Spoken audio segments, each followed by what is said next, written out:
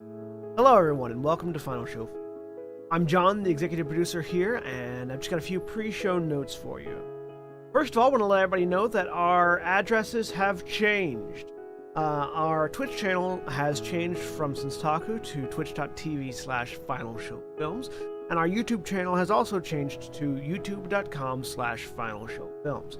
Next, we want to thank our $20 tier supporters on Patreon, which is patreon.com/FFilms, by the way, if you want to go throw a couple bucks our way. That's going to be Cat Waterflame, Antitonic, Samantha Bates, and Maureen Monty. Thank you guys for that.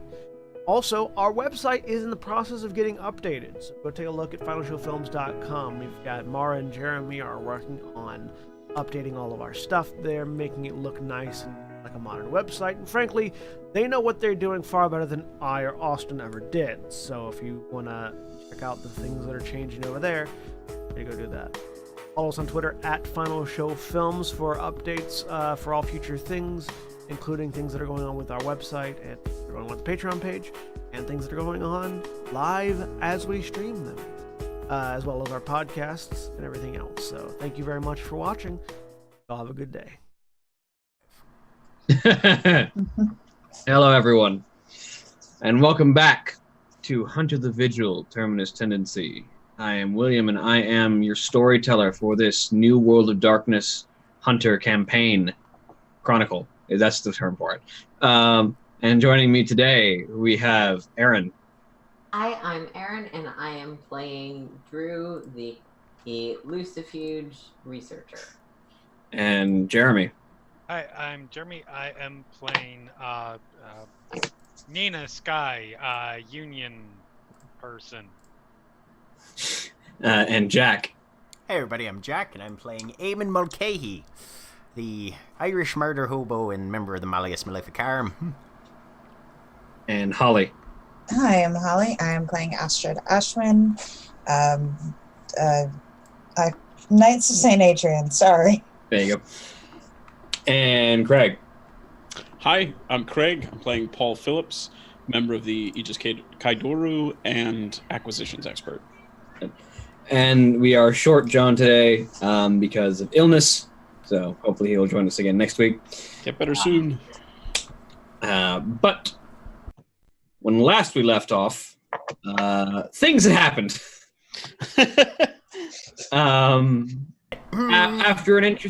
After an interesting amount of conversation and exploration, trying to figure out what was next, the group was alerted by Colleen to a pillar of flame erupting into the air from several blocks away, and hurried to the site to encounter a man on fire in the midst of roasting to ash a fully war-formed werewolf, and the large number of civilians that were panicking and fleeing after witnessing this act in broad daylight. But before we pick up with that,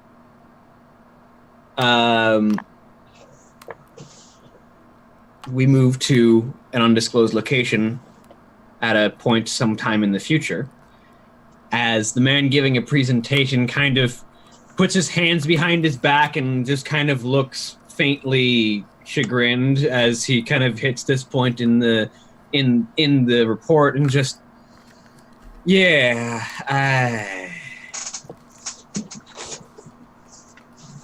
I don't know what you want me to say about that particular moment. There's not really a lot that could have been done to make that less bad.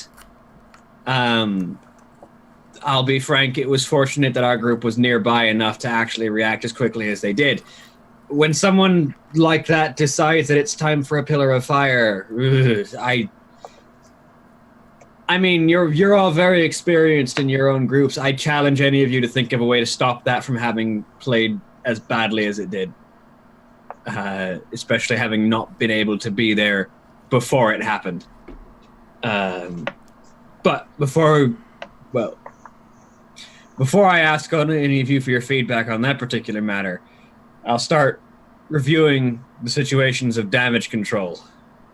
And with that, we join the group in the immediate aftermath of this, as the man on fire has disappeared into the earth, and there are civilians screaming in a pile of ash. That fucker just melted his way into the asphalt. Drew, And there's not a hole where he went, right? He just passed through the ground. he sort of melted a hole into the ground as he disappeared, but there's nothing like going down into the earth. It's not like he tunneled somewhere. Drew? So, clarification question.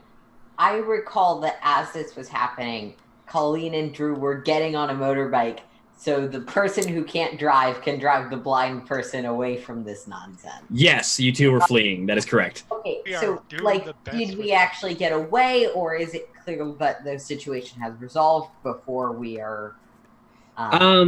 I would say that you were probably in the process of beginning to leave when you noticed him beginning to sink into the earth. Whether or not you still desire to leave is up to you and Colleen. I will...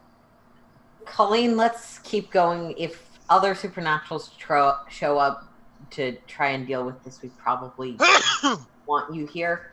But I will pull out my phone and dial... I don't know, who's most likely to pick up in the middle of a crisis? Nina? Okay. Who's Hello? currently just sort of staring at the whole carnage hell scene, sort of open mouthed.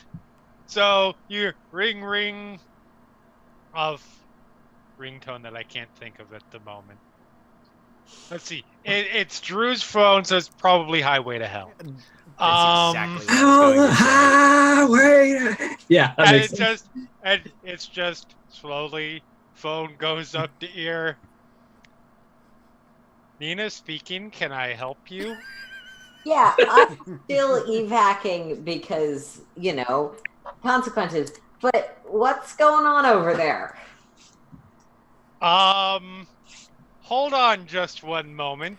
Eamon is currently holding his claymore and kind of poking at the probably still glowing I'm edges of walking the on a hole. motorcycle. If that is your fucking camera. No.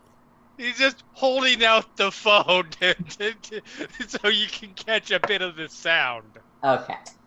Does that explain everything that you need to hear? What did the crazy fireman do? This is gonna shock you, but the crazy fireman is burning things. Is he there? Is he gone? Is he dead?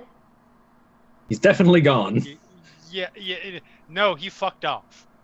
Okay, so people probably saw a guy on fire, lots of property damage, and gone. Yep. How hard would it be for you to set up something that makes it look like someone self-immolated themselves in protest? Because I can ask Sean and Eamon, they might also be able to arrange that, but I don't think I can. I look at the level of devastation that the fire has caused. Actually, the property damage is less than the sheer visual factor. Right. Like there are burning footprints digging into the concrete. Right.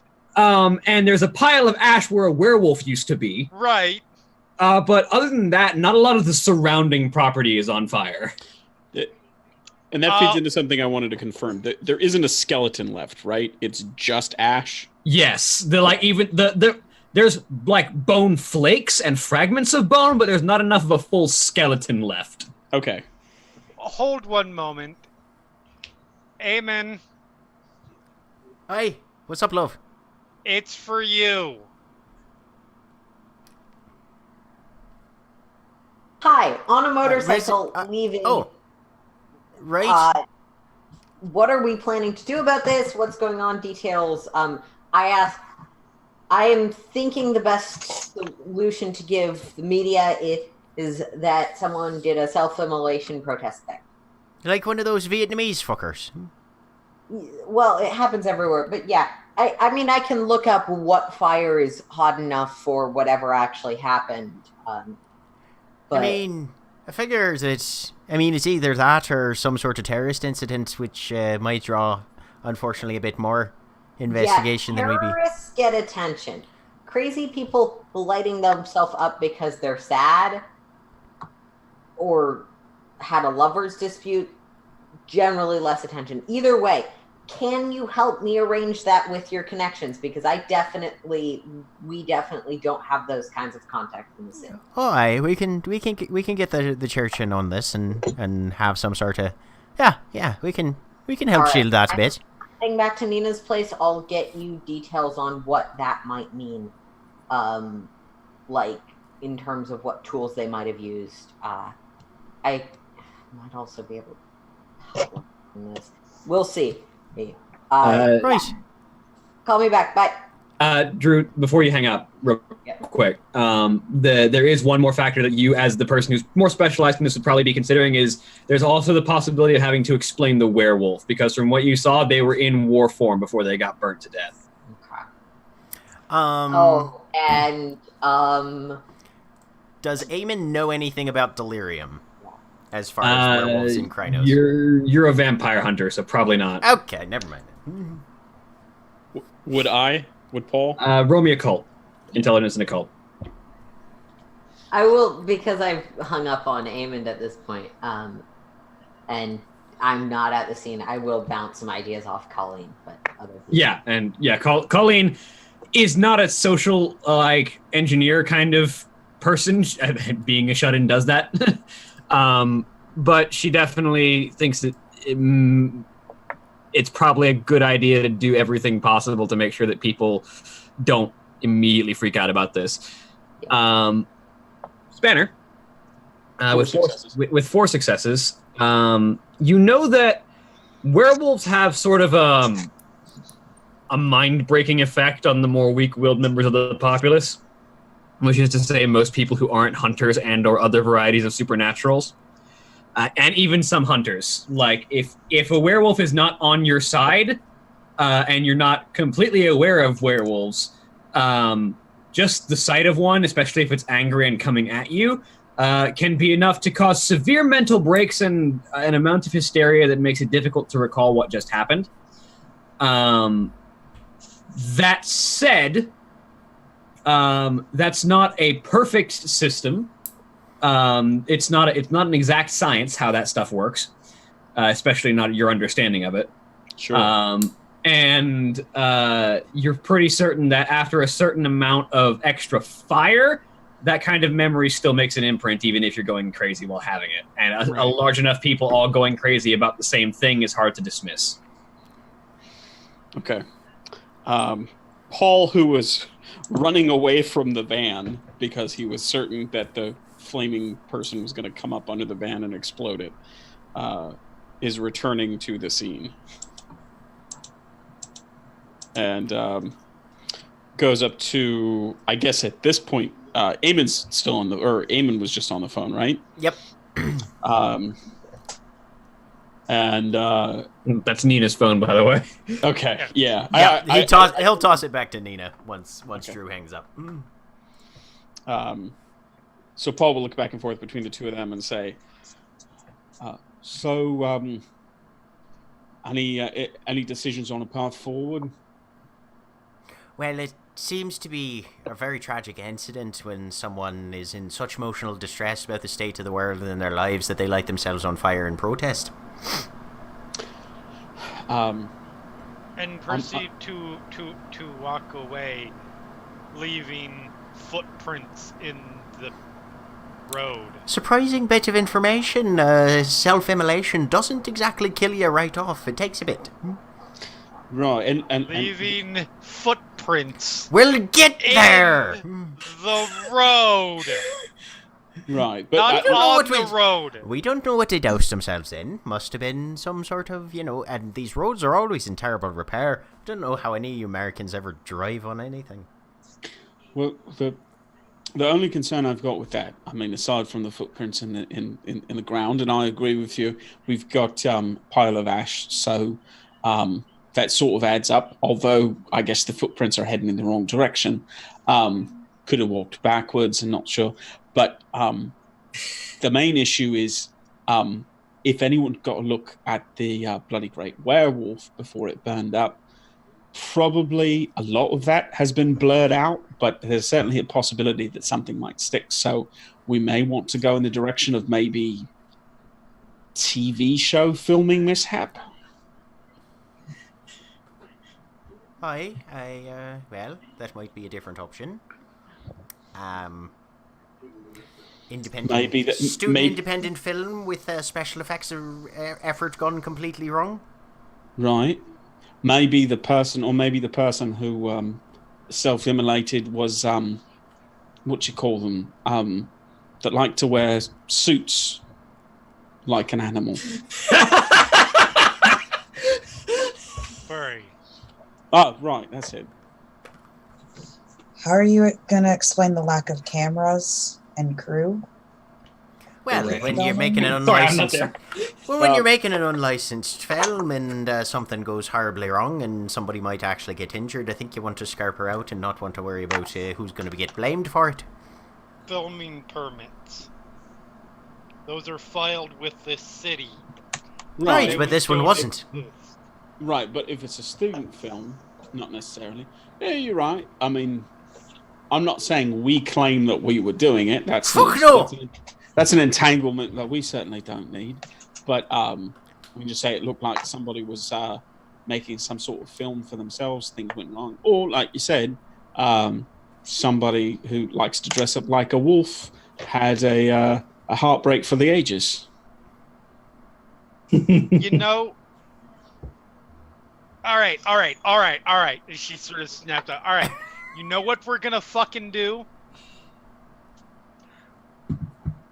A werewolf died in this. I'm sure the fucking werewolves have plans for when their people die in ridiculously over-the-top supernatural situations.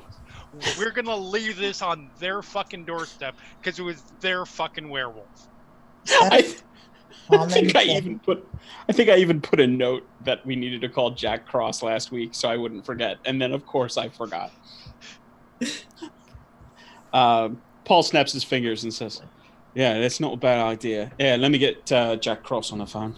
The less we have to involve our groups in trying to expend resources and favors and the like covering this up, the fucking better. William, would it be out of believability for there to be at least like a decent-sized crowbar in the van? I'd say you could probably have a crowbar on hand, yeah. All right. Eamon's grabbing a crowbar, and he's making those footprints look a lot less like footprints and a lot more like potholes. Paul Makes sense. has one of the small pry bars in his go bag in case that'll work. But if you need a big one, you can use that. Yeah, like both of you with a pair of crowbars, you can probably like hammer out the footprints to look a little bit less footprint shaped. Someone's gonna be like, "Yeah, there was these guys messing with the evidence." Well, that is the other question. Yeah, go ahead, Greg. No, I think I was going to say the same thing you were. The scene is abandoned. What are the yes. bystanders doing, right? Are people just Screaming and fleeing in terror? Yeah, they all ran away. So we're doing this in a hurry. I do, whenever it works in the order that you want to do things, whether you want to do everybody getting back to the apartment or first, Paul's next action is going to be to call Jack. Because there are plenty of people who, probably there were several around here, whose first instinct is film. Delirium shuts that down. Right. Yeah. About how many people would you say there were? A couple dozen. Right, so we need to kill a couple dozen people before they can talk to anyone. No. Okay. That was a joke. The sad part is, Oh. I don't think Astrid's joking, and I'm not sure if you were. I wasn't initially sure if you were. That tells me a lot about. I don't know what. Yeah, William, let me know when and if Colleen manages to get us back to the apartment, or if we crash. Let me quickly make a drive check for Colleen. -3. And Apparently, she's never done this before, and it's a motorcycle. those are really easy to just pick up your first try. First, she's just like riding a bike. Yeah, it's literally riding a bike. This is actually No, dog. no, so- it's not. Bikes They're called don't have bikes. manual transmissions. They're called bikes. I'm gonna see if she can help herself with some magic. Let me see.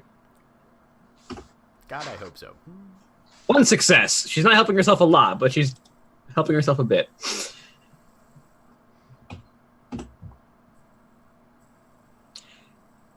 It wasn't a chance die.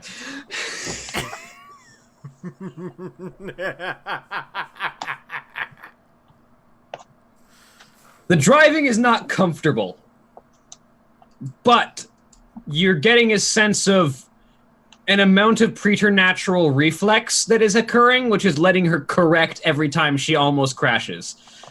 So it's less that she's not crashing and more that she's correcting her crashes faster than the crash can happen. She's using the That's force. This would be a bad way to kill the cog machine. May the God machine be with us.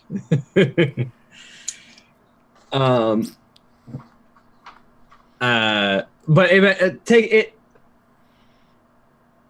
it'll be about, because she's very much not optimally doing this. It'll be about 5-10 minutes before you get back to the apartment. Okay, cool. Yeah. Which will probably be right after these jokers complete their plan. Now, the hole that he left when he went into the ground. Yeah. I'm assuming it's basically mostly glowy slag, if that. Yeah. So not exactly let's follow this guy type of path. It's about a half-foot deep circular melt in the ground. Right. And then it's probably fairly collapsed behind him, I would assume. It's hard to say that he even tunneled anything. Right. Mm-hmm. He may have just walked into a portal or just melted out of existence. You have no real clue.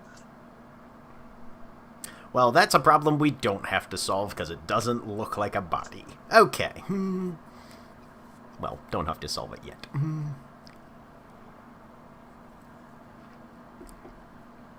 Right, so we've got a whole lot of people that have run off having seen some sort of crazy bullshit. And we're going to go with some sort of unforeseen public incident that probably took a life or two. And there may or may not be furries involved. All right, so I'm gonna shortcut your attempts to cover this up with some mechanical situations. But first, Drew and Colleen, you guys arrive back at the apartment. Cool. We are going inside. We are going inside the bedroom. We are locking the doors. And then I'll call, I guess, Eamon back and put him on speakerphone so the two of us can be involved in whatever conversations are happening at this point. Sounds good.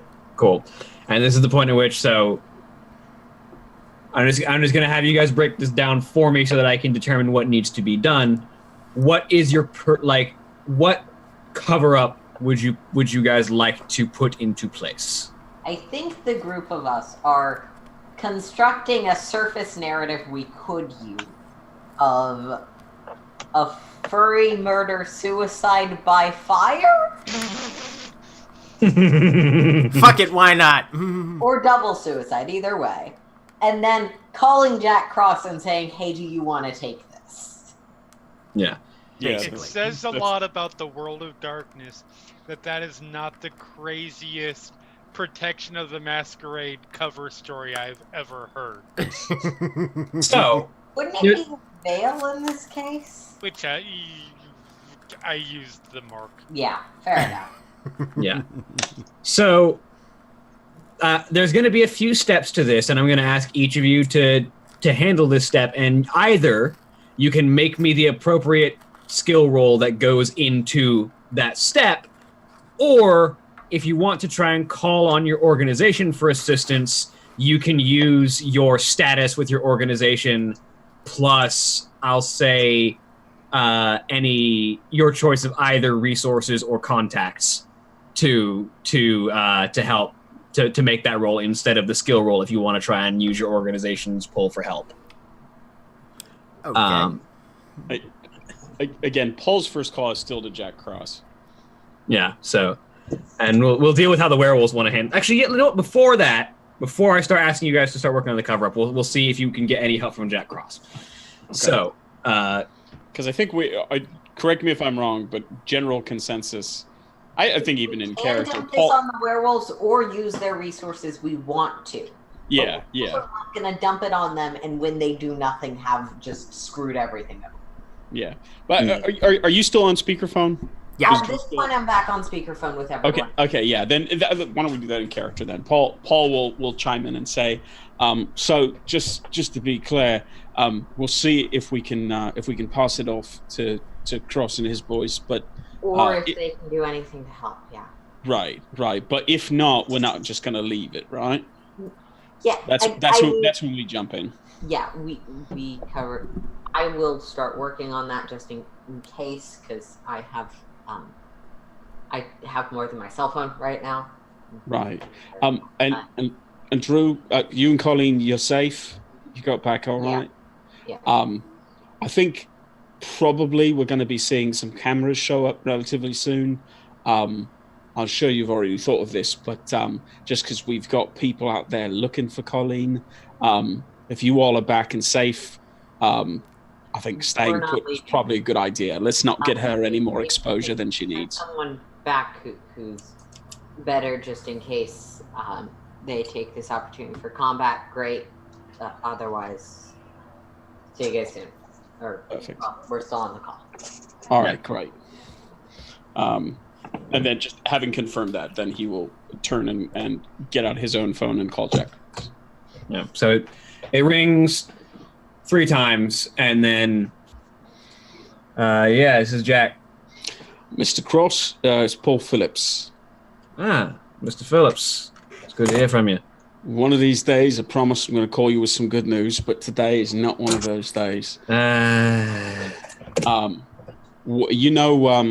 Those.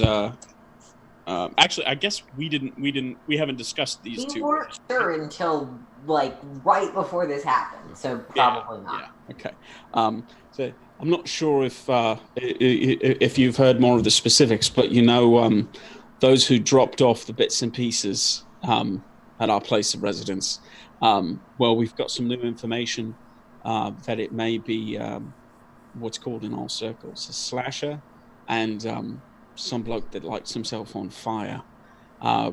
Can't confirm the first one quite yet, but we just had a run-in with the second, and unfortunately, it looks like he was in a run-in with one of your people. Do you have any way of identifying who it was? Unfortunately, it's all burned up. I mean, if we want to be optimistic about it, maybe it was one of our friends from the sewers, but definitely one of yours, in general, at least. And it was in, I'm sorry, I'm not sure of the word for it. We call it scary murder film. Fuck. Worth asking. When we say it's ash, is it one of those it got burned to ash, but it's still somewhat in that flash? Because the flash burned up, so sort of essentially what a nuclear bomb looks like without the explosion. Right. It is mostly ash. There are small bits of bone left that are so incredibly charred and flaked that it's almost impossible to tell what shape the bones were in. But it is essentially a slightly more than pile of ash. So it's not Pompeii stuff. No. Got it. Yeah, I think Jeremy's question was along the lines of, do we need a shovel or just a leaf blower? I mean, I was looking at, could we get some identity? Because if it was still in a solid enough form, we could have conceivably gotten some features. Yeah, it wasn't flash burned. It was subjected to an inferno for what was probably a half minute. There. Yeah. And on that point, Paul will add, you don't have to specifically worry about the remains. Like I said, we can't identify it, but that means, of course, nobody else will come and find obviously a werewolf. But the problem is there were people around, and I'm sure at least some of them saw it. Now, I know there's something that affects a lot of people that wouldn't let them remember, but this was a big enough commotion that something's going to stick, even if the specifics won't. In the background, murmured over to Eamon, "Hey, Eamon, do you have a shot vac in the van?" Jeez. Eamon goes into the van, Fuck. and he comes back with a dustbuster. Don't let anybody mess with the body. What's left? As I'm walking over. As Paul's like, oh no, of course not. In the background. And Paul, Important question: do you try and stop Eamon? well, that's actually what I was just about to ask William. Do I see this? Yes. Okay. All right. So Paul's like, oh no, absolutely not. Of course. Mr. Cross, excuse me, just 1 second. And he'll push the mute button, and then goes, no, don't, seriously, don't. You have to get rid of the ashy giant corpse. I think we may get people who have been disposing of giant monster bodies for millennia at this point involved to take care of it. So maybe don't use a dustbuster. I mean, I wasn't gonna dump it on the side of the road. I was hoping to put it in a bag so we could deliver it to them. But fine. Well, okay. Look, just don't mention the means. But hold on, let me check. And he'll take it off hold and says, given that it's ash, would you want us to? Don't think about how. Collect. Oh my God! All you had to say was collect. No, I need. Her face, ladies and gentlemen. Our hands are dusty because we were cleaning. No other reason. Look, sometimes you say things because you're being very professional, and sometimes you say things to be funny out of character. No, just I need one of my theologians to be on site to get what they can from the situation. Just leave the ash where they're at. They'll be there in 20 minutes. Can you make it 10? Because I'm sure we're going to get a lot more attention. And I can shoot for 15. I'll text him the point location. where Nina trips on a footprint and goes face first into the ash. That bad, are we? Only when we want to be, Aaron. Only when we want to be. I'm joking. I'm just saying there are footprints of that. It's carved to the ground. I can just imagine. Oh God! Does that mean I'm a werewolf now? Paul turns around, watches this, just a blank face, and then turns to Eamon and says, "I thought it was your kind that was worried about Ash Wednesday."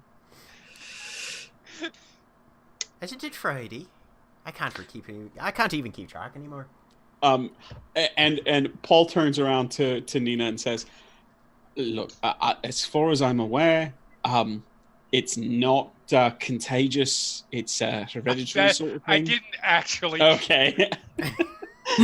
I'm not going that level of slapstick, as right. funny as it would be. Just double checking. From Okay. slapstick to sabotage player. Yeah. All right. So Paul will convey that information and say, he's sending someone out in 15 minutes. He's asked that we not disturb it. We ought to get prepared though for the incoming arrival of authorities. Sure, it would be nice if somebody had something like a little tool or something they could, just knock out electronics in the area. Wait for everybody to show up, get their cameras on, and then just. Mean like an EMP? Hi. I mean, I don't have any particularly powerful. That's Jack making a changeling joke, but go ahead. Oh, okay. I don't have any particularly powerful magnets or, nuclear bombs in the area. But if I find one, I'll let you know. That's a reference to the storyteller's changeling character. What No, that's a reference to Phage's gun. Yeah. What is the building that we're in front of, or that this is in front of? This is sort of like in front of a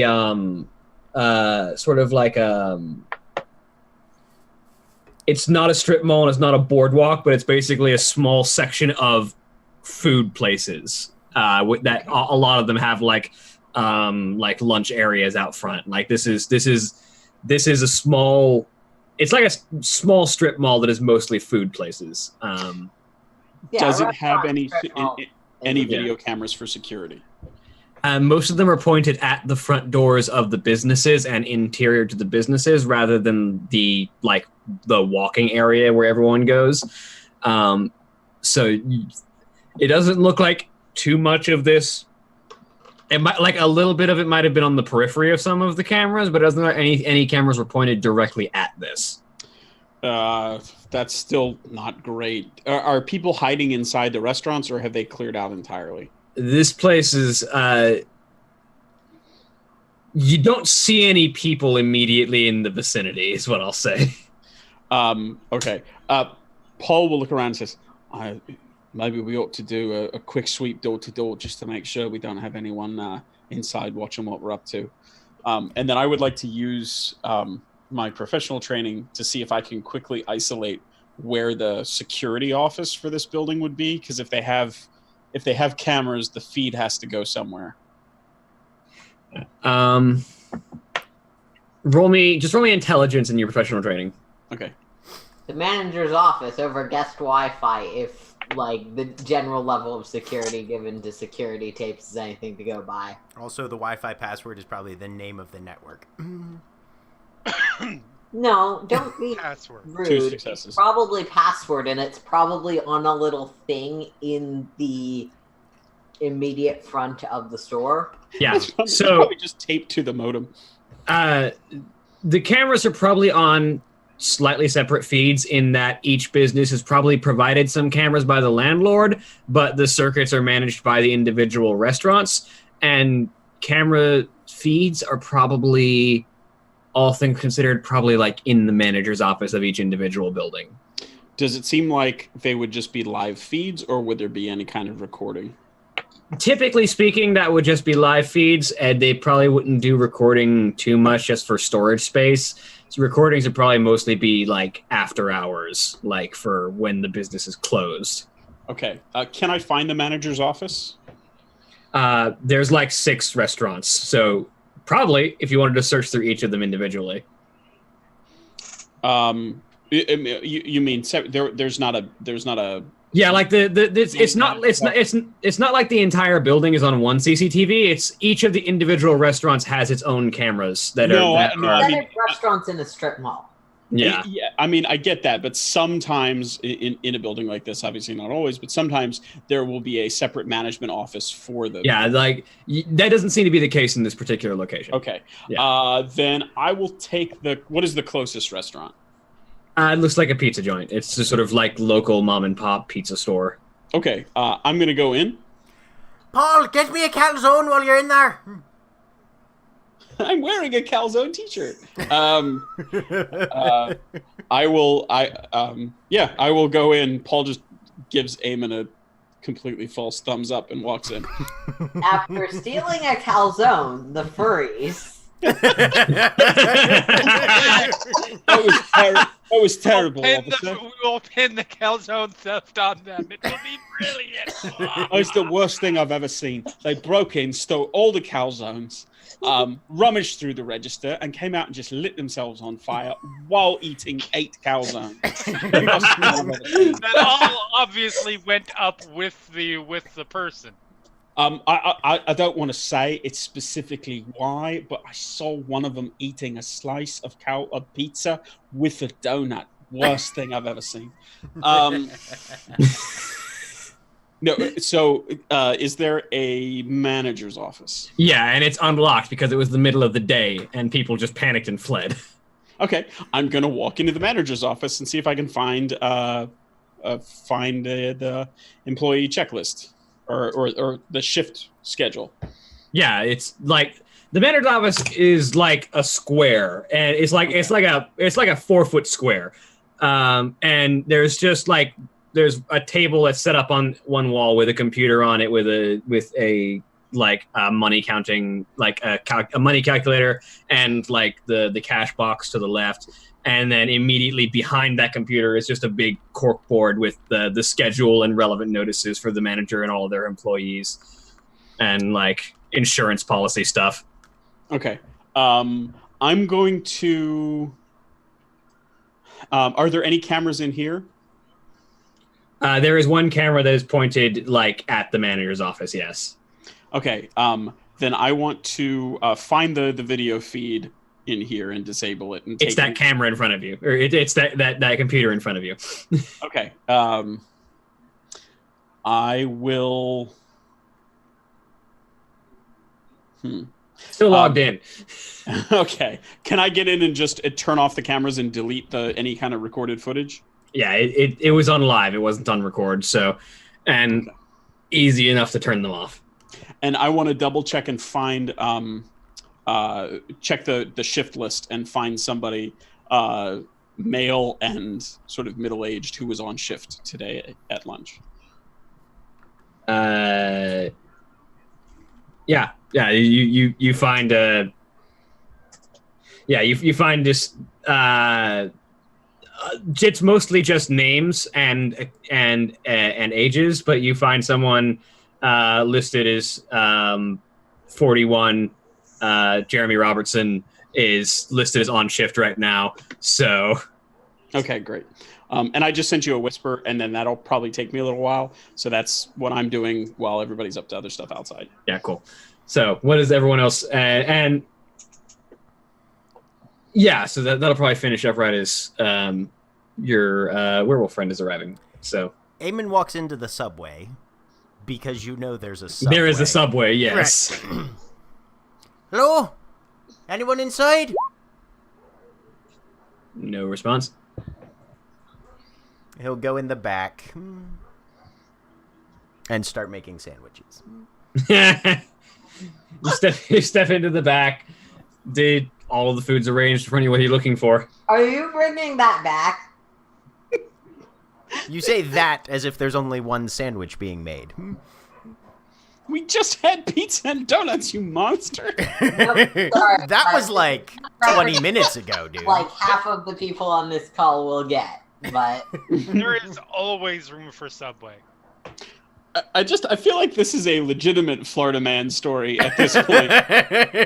Florida man uses distraction of immolation really to make embrace Subway the sandwiches. there was a disaster, immediately start looting philosophy of life, which I guess is pretty Hunter. Yeah.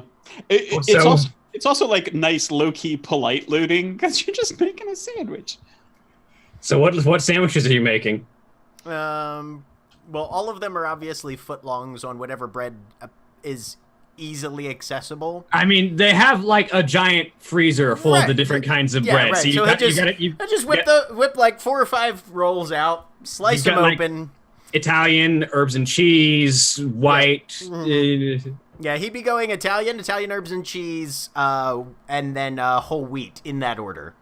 Okay. Everything is just cold meats and cheeses. There are no vegetables or sauces on any of these. You're an absolute monster. Yes, I am. I'm not done yet, though.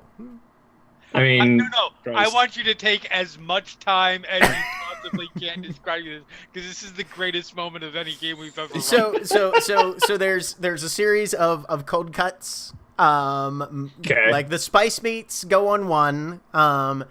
Then you've got like the turkey ham combo. Provolone and pepper jack are the primary cheeses that he uses, and then he gets down to the vegetables side. Is there at least one meatball marinara?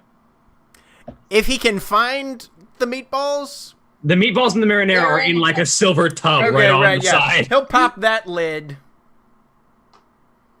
Look over his shoulder. Find something that's Tupperware and just scoop the entire thing into it. Lid. Yes! Move down to the vegetables. Skip over the vegetables. Get to the sauces. Find a bag and just put all the bottles of sauces in. What the point of sale? Is that like logged in or anything? Yeah, like I said, it was in the middle of a work day and everyone fled. Okay. So yes, everything's still logged in. So he's got like 5 cold sandwiches, a Tupperware full of meatballs and marinara, a shopping bag full of sauces and condiments, and then he just looks for the cash out button. Click, ching. He'll just clean out the bills, leave the change. Amazing. I want to reference the thing the storyteller said at the beginning of the episode because it's really comedic here. They did as best they could in the situation. I'm telling you to do it better. This might not end up being part of the report, shall we say? Goes This week's episode of Terminus Tendency brought to you by I'm kidding. I'm Subway. sure there's a plan or something, but Right. And then look around. And then he just so he's got those. He loads everything into bags, hooks them over his wrists so that his hands are still free, just grabs the entire case of cookies and walks back out of the store. You didn't toast any of those sandwiches, did you? Didn't you toast monster? any of them. No. They might need to keep for a little while. And so cold ingredients don't make the bread soggy. As Jack, not Jack, Eamon. This would be a Jack thing too. Let's be honest.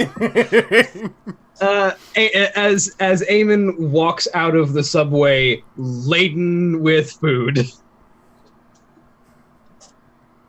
Does anyone else have anything they were doing in the 15 minutes before the werewolf gets here? I mean, this may just be a roll that I make when we go to potential cover-up situations.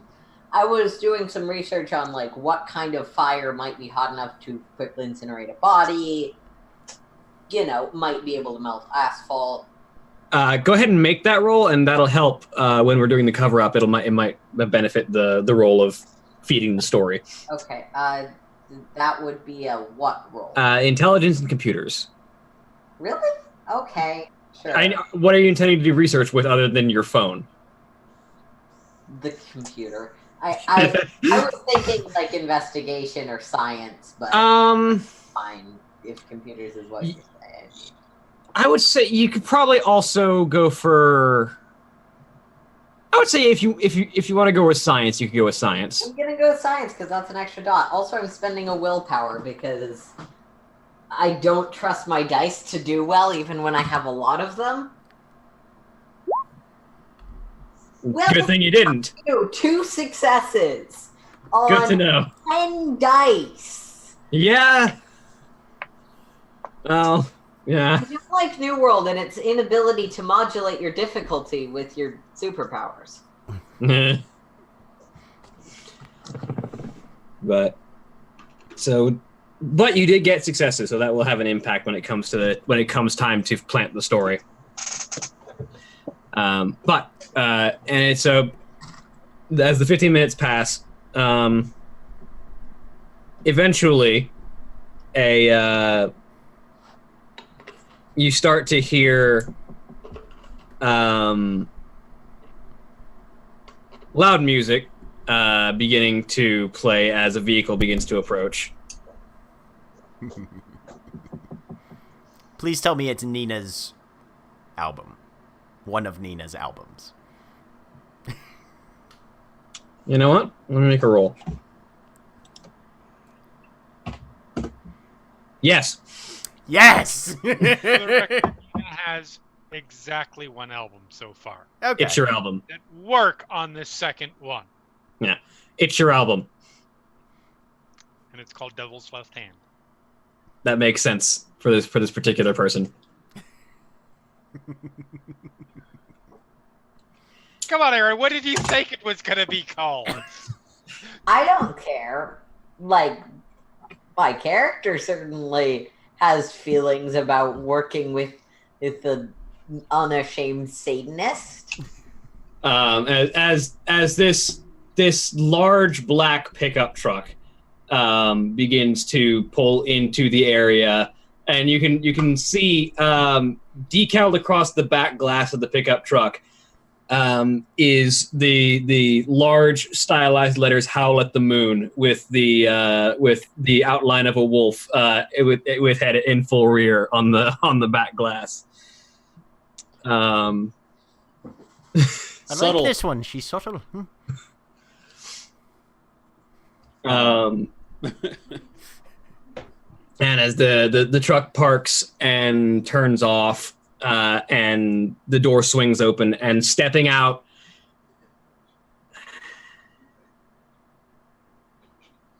If I say the words goth country, does an aesthetic spring to mind? Yes. God, yes. Mhm. Country goth is totally a thing. This is the person that steps out of the that steps out of the truck. She's wearing like a appropriately sized, if a little bit large in torso length, like black leather bike jacket, with a the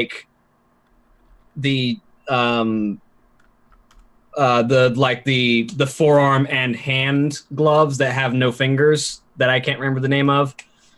And she's got this sort of plain dark, almost bluish black pants with these high black boots. Her hair is brown with dark streaks and just a couple of braids on the right side, black lipstick, dark eyeshadow, and the belt is stylized with the face of a wolf, and she steps out and sort of walks around the front of the truck with that southern swagger that is, I own this area. And she kind of looks down at the pile of ash and looks up at the group of you. Evening. So exactly how Stevie Nicks is this woman? She looks like a witch. Okay. So pretty Stevie Nicks. Paul comes out of the Italian place and is wearing a. Did you name it? The Italian place? No, I didn't. If you want to give it a name, I don't care. Sure. Paul comes out of the calzone zone. And, is wearing a still his khaki slacks, but is now wearing a red T-shirt, and over that a black apron that says calzone zone, and a ball cap that says calzone zone. The rest of his stuff rolled up under his arm, and he comes out when he hears the truck arrive. Sandwiches. Okay. So this person arrives and says evening, and somebody just goes, sandwiches.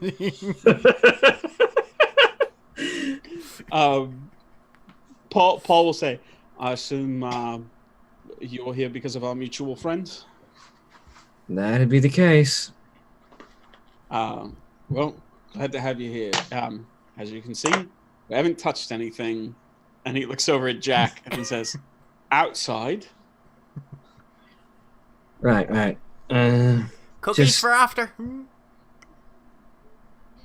She kind of raises an eyebrow at Eamon. Astrid's just gonna grab a mouthful of cookies.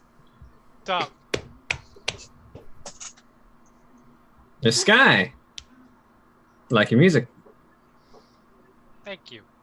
You have good taste. Well, let's find out what happened to this poor bastard, she says as she walks over to the pile of ash. I believe the technical term is torched all to hell. Don't you look it. And she walks over to the pile of ash and drops down to one knee and just presses a hand into the pile and sort of grabs one of the small fragments of bone and just kind of clutches it. And she closes her eyes and focuses for a second. And Eamon and Paul have a sense for the magical. Because both of you are the only ones who either A, work with magic, or B, have the power that lets you see supernatural things. So both of you can just go ahead and make me wits and composure. Okay. Cool. At a -2 because you're not using any of those powers right now. Do I get anything from the Eye of Hubris? I will say the Eye of Hubris will reduce you to a -1. Okay. Not a thing. We both got zeros. There's something odd about what she's doing. You imagine it's probably some werewolf magic, but you know.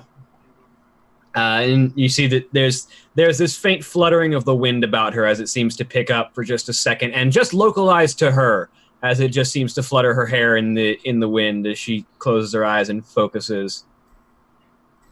And she kind of looks down at the pile of ash after a moment. Well, your spirit rests with Gaia, brother, because that's not a good way to go. Paul will say, do I understand then that you were able to see something of their last moments? Yeah, that's something in my job. I'm the spirit speaker for the local werewolves. Spirit speaker for the local werewolves. Okay. And anything you'd care to share? I mean, we got here for sort of the tail end of the show, but no idea what kicked it off. Well, Wrestles the Worm here kind of got himself into a fight that he couldn't suplex down into the dirt. Is that a name? I feel like that's a name we heard with Jack's pack. Is that right? That is not a name that you have heard. That is a name that Jack and I have talked about. Yeah, in Slack. that has appeared on Slack a few times as Okay. the go-to martial werewolf name. Right. Okay. Thank you. That must be what I was thinking of. Anytime you Okay. need like a Bruce Lee werewolf or a Hulk Hogan werewolf or yeah. I just wanted to make sure it wasn't Right. one of the. We're always like, oh yeah, Wrestles the Worm. Yeah, you know, he's I mean, you need a We still- Hulk Hogan werewolf. You just give them a sex tape and unfortunate unfortunate level of racism. I mean, I feel like that is a thing in werewolf overall. Many of them, unfortunate level of racism is on the resume. You're not wrong. You also make a horrible mistake and give them creative control over their own character. All the other werewolves. Eamon got 2 successes on a dexterity and larceny. Can I say that Paul has a sandwich in his pocket now?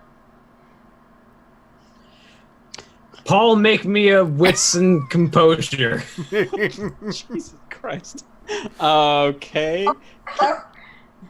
Can I add my professional training? No, because you're completely off guard and not expecting this. That's fair. I had 2 successes. Sandwich. I want both of you to roll me a d10 because this is hilarious. Okay. This is going to be our roll off. 7. 2. You have a sandwich in your pocket, Paul. Okay. All right. Paul does not notice it for now. It's a turkey and provolone on white. Okay. Or Italian, sorry. I think if anything, you're adding to the authenticity of my disguise. Okay. So and then, but coming back to, did she give us her name? No, she didn't. Not yet. And Paul says, so was it,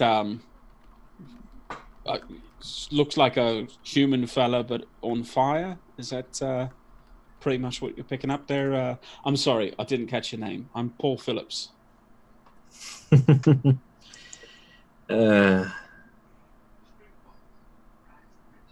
She kind of stares at you for a second as if she's looking through you and kind of seems to focus on something else.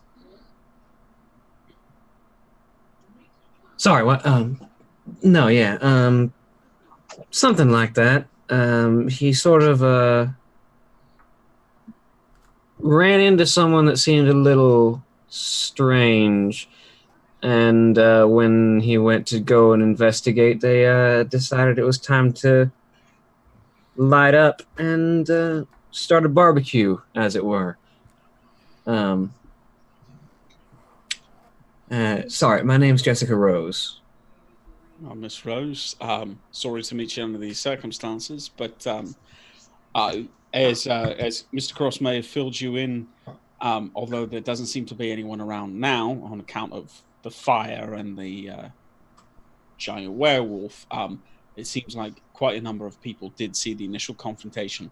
Is there anything that you all could suggest to help us deal with that? I'm sure you don't have any more interest in having the general public find out about what happened than we do.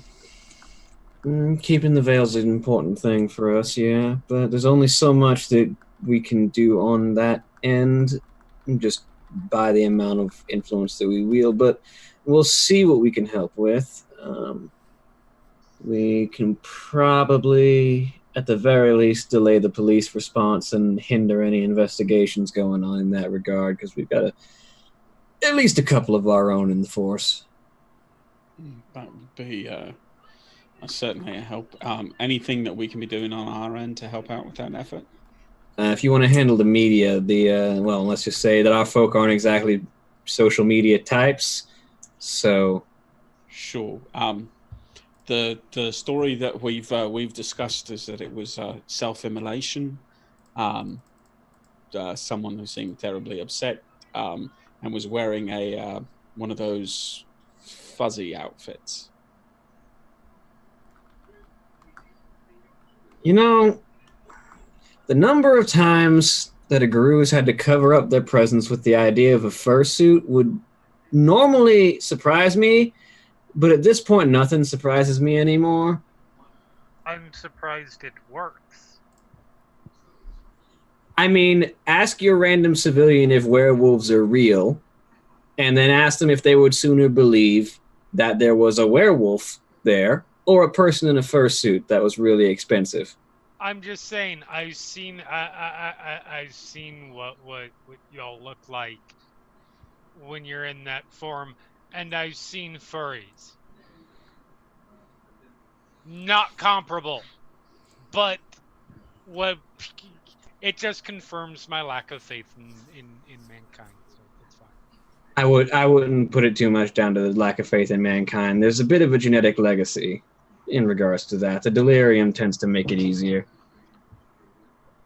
Speaking of genetic legacies, you strike me as a spicy Italian on whole wheat sort of lass. Here you are. He takes the sandwich and just kind of looks down at it. There's double meat on this one. And I thank you. Sauce over there on the back of the church van. She walks over. The least subtle hunters ever. Including the fucking Winchesters in that. She gives you a sort of a sidelong glance and a wink, and then walks over and grabs like a little bit of just a couple of the sauces and puts it on the sandwich, and then heads back over to the truck and kind of grabs a small wooden box out of the side door. Walks over to the pile of ash and sets it on the ground and opens it. And as she opens it, the wind picks up again, and the ashes and bone are picked up on the wind and just kind of float themselves into the box. At which point, once all the remains are in the box, she shuts it and latches it. Can I try to see if I can pick it? Does she do anything to make that happen, or is the wind still sort of active from before? Roll me wits and occult. Okay.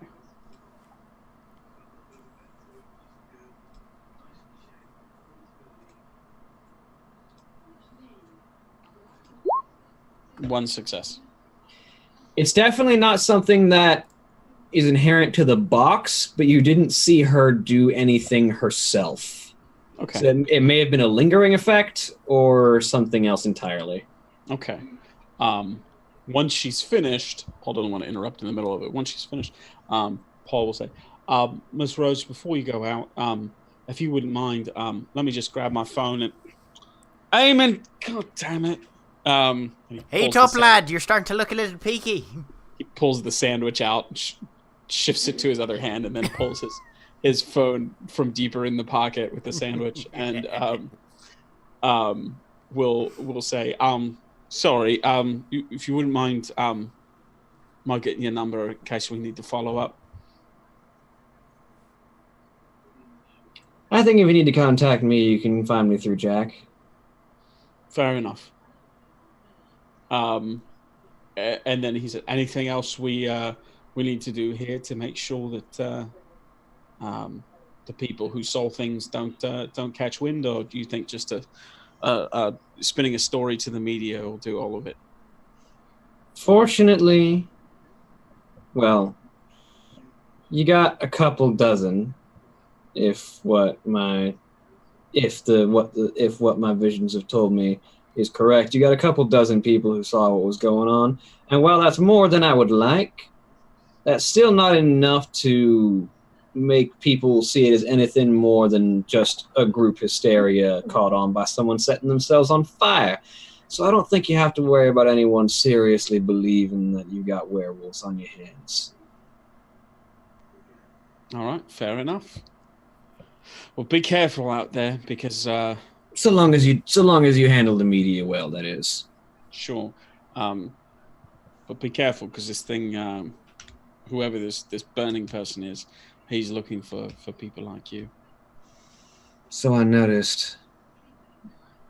He was following Russell's the Worm, which is part of why he got suspicious. What did he look like before he burst into flame? Looked like a burn victim. Apparently he was mostly wrapped up, but it definitely looked like someone who burnt to death. All right, well, should be someone who's relatively obvious in a crowd, I would hope. Bandages in the like. Yeah. Like Claude Rains in The fucking Invisible Man. Reference. I was gonna go with the one who wasn't Sean Archer in Face Off. But yeah, I was gonna go with more the main character of the Skillet music video, Monster. But that's just me. not a bad choice.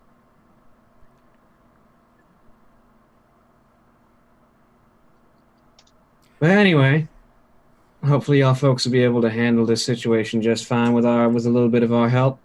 We'll do what we can on the police end, and hopefully y'all folks can handle the media. Certainly try. I'm not wearing this because I think it suits me. All right. Well, y'all have a nice rest of your day, she says as she heads back to her truck. All right. Will do. You too. And again, our condolences to you and to Mr. Cross. I'll be honest with you. He was a get offender. He was kind of an asshole. Well, then, glad he's gone. He was still That far. still a warrior guy. I put out a hand out. Put a hand up. Don't go that far, dude. And Paul says, if we find out any more, we'll certainly let you know.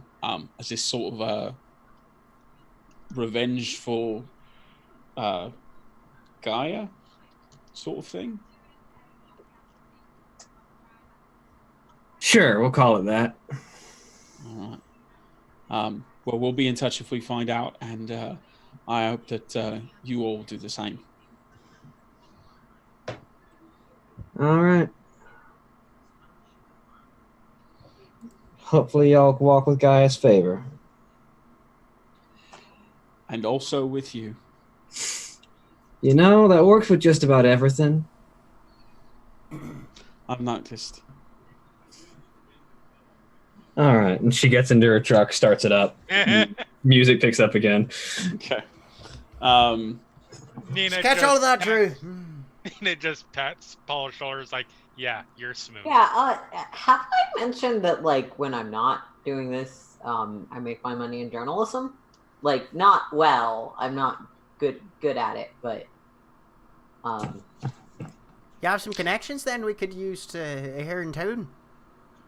connections is a stretch. In town, more of a stretch, but I mean, something. I don't really write for anywhere locally because I don't live anywhere. Figure. Fair play then. Paul says well, if you have an idea to reach out to, because otherwise I think we're probably going to have some incoming.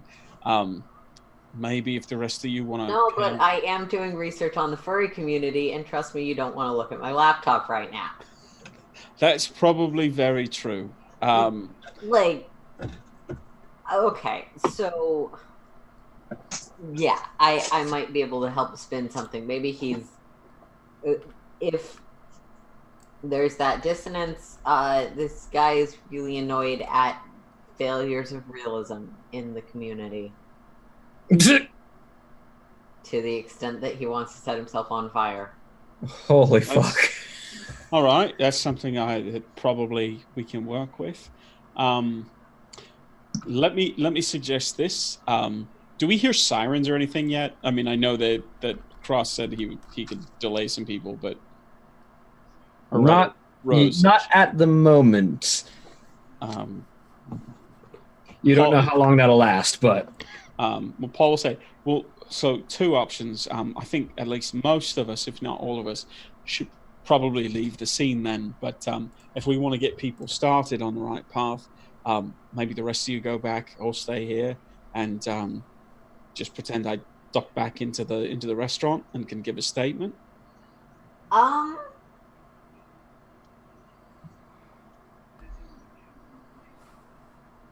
You don't think that they're gonna want to follow up with the only witness that's still on the scene?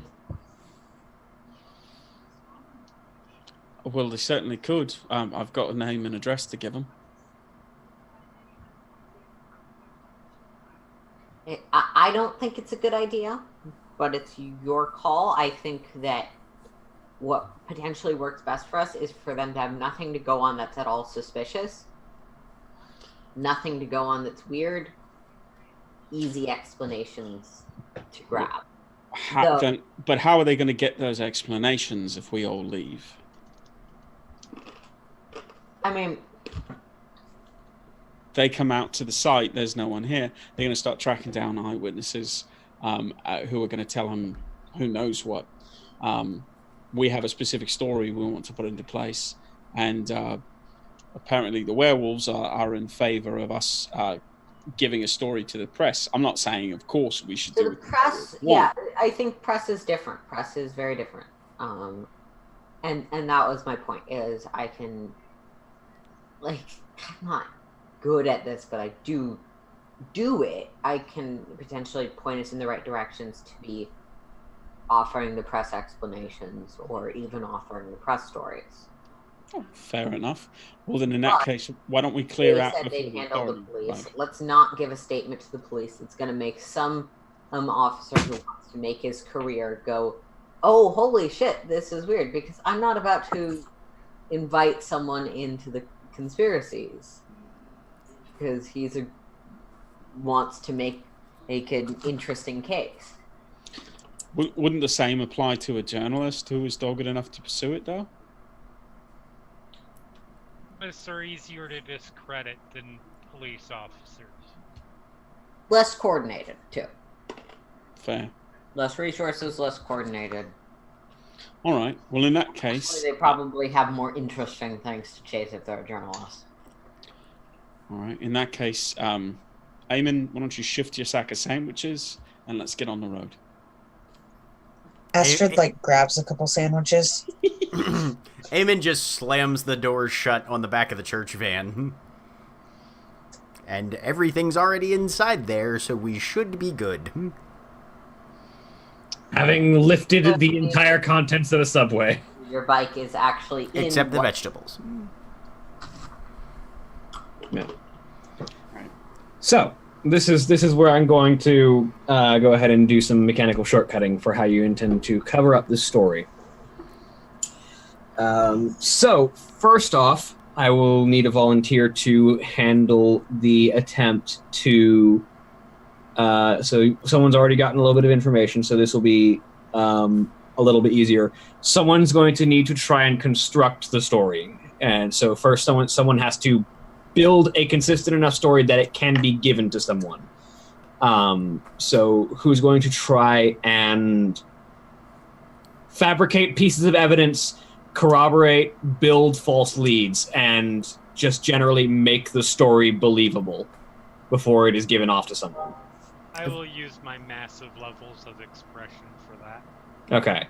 So yeah, you can go ahead and make me a manipulation and expression, or you can attempt to use your status and resources or contacts, whichever, to make this roll. No, expression definitely better. Okay.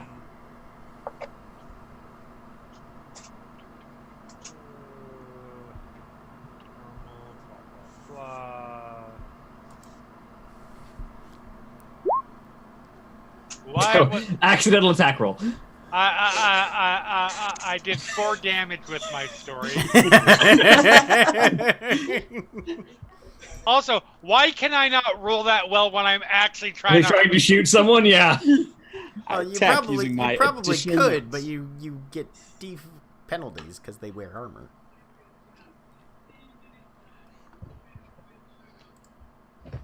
I mean, to be fair, that was first shooting. I can't remember who, but it was one of you. Yeah. I can't remember who, but it was one of you. I think it was Sean coming in unannounced. Yep, that's it. That's correct. Fucking die, motherfucker. Of course not. Ouch. Ooh. Come on. I was going to ask, did you want to spend a willpower on that? I don't have any left That's fair. because we don't sleep. We do like 7,000 things a day. That's why I have full willpower.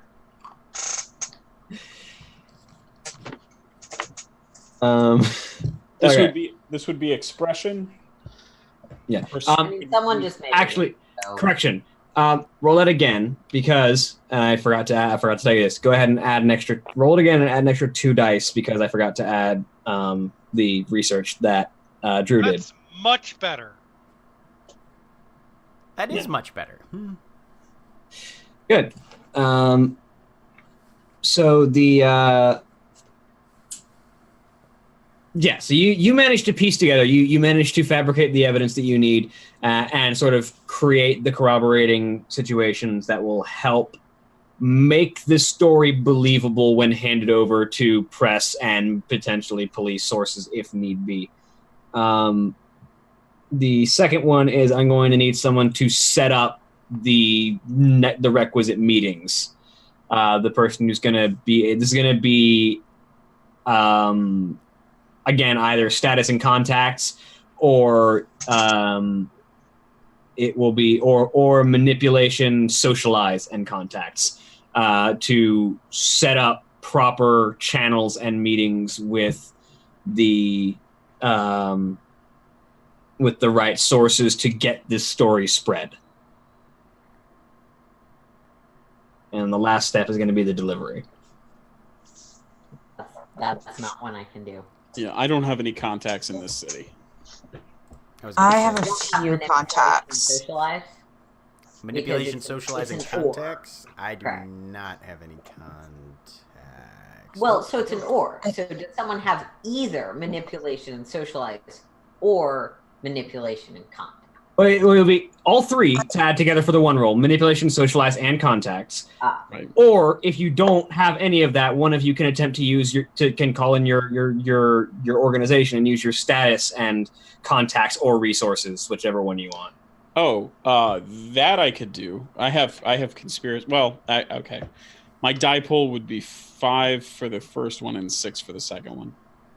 I have 3 resources and 3. I mean, I'm assuming this is somebody else, but I also have a decent. I have a lot of resources. Save that for whatever isn't working. Just let me know when we need to stab a journalist. Cameras might need to get reset real quick because Aaron's camera just dropped for some reason. Nope. I Ready. My dice pool would also be 5 for that. So, if you guys want to figure out who's going to There try, we go. who is going to attempt that. I mean, I certainly don't have a problem with Nina doing 2 in a row. I mean, this seems like sort of your Okay. focal point. I will go ahead and give it a go. So it's manipulation, socialize, and then +2 for because I have contacts with 2.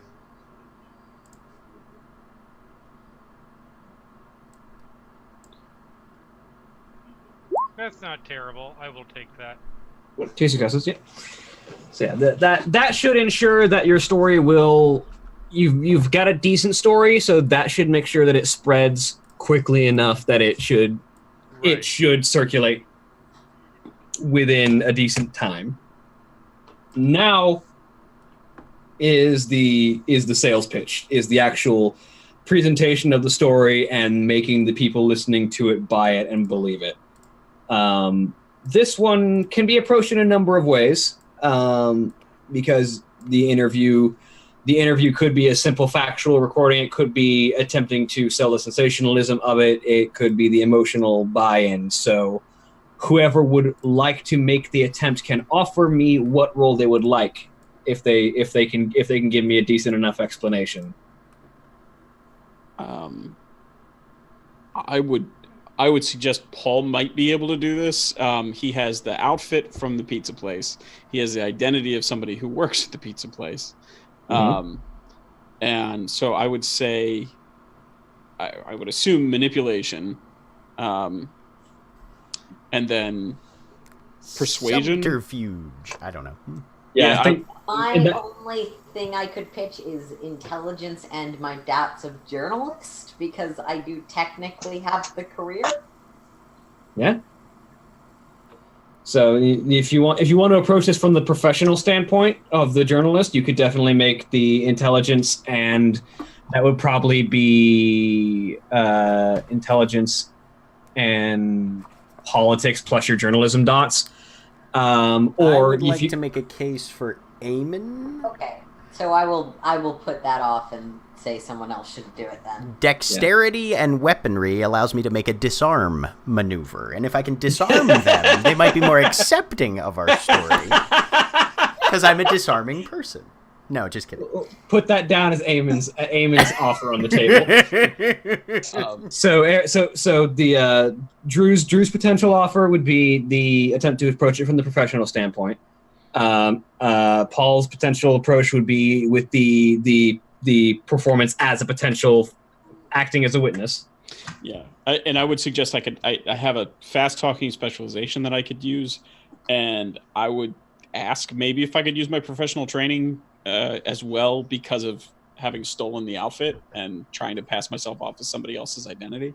I would say you'd be able to apply half of that, not the full professional training, but Okay. half of your dots. That's still 9 dice altogether with my specialization. I don't have any doubts of politics, so you're definitely better than me. Hear me, Holly. Anyone else have any Nina's potential gone option? to go start. Nina, having put it together and sort of spread out, is now going to go drink heavily until she can't stand up. Yeah, I'd be taking like Eamon's method. All right. So it sounds like, and actually the two of you would actually both be able to make a roll on this, both Drew and Paul, if you want to both make that roll. I would say if you don't have any dots in politics, I would say investigation would also work. All right. Investigation and intelligence. Can I use my journalism dots or no? Yes. I think that actually works well. If Paul is the one making a false witness statement and Drew is the one helping spread it, if they work together, that seems I'm like that would spending a actually- willpower on this. As am I. All right, both of you make that roll for me.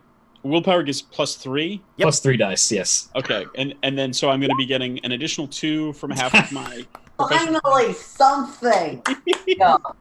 Yeah. Your turn. And you'll be getting an extra 2 from half of your dots. And 1 from fast talk, and then 3 from the willpower. Yeah. So an extra 6 dice total.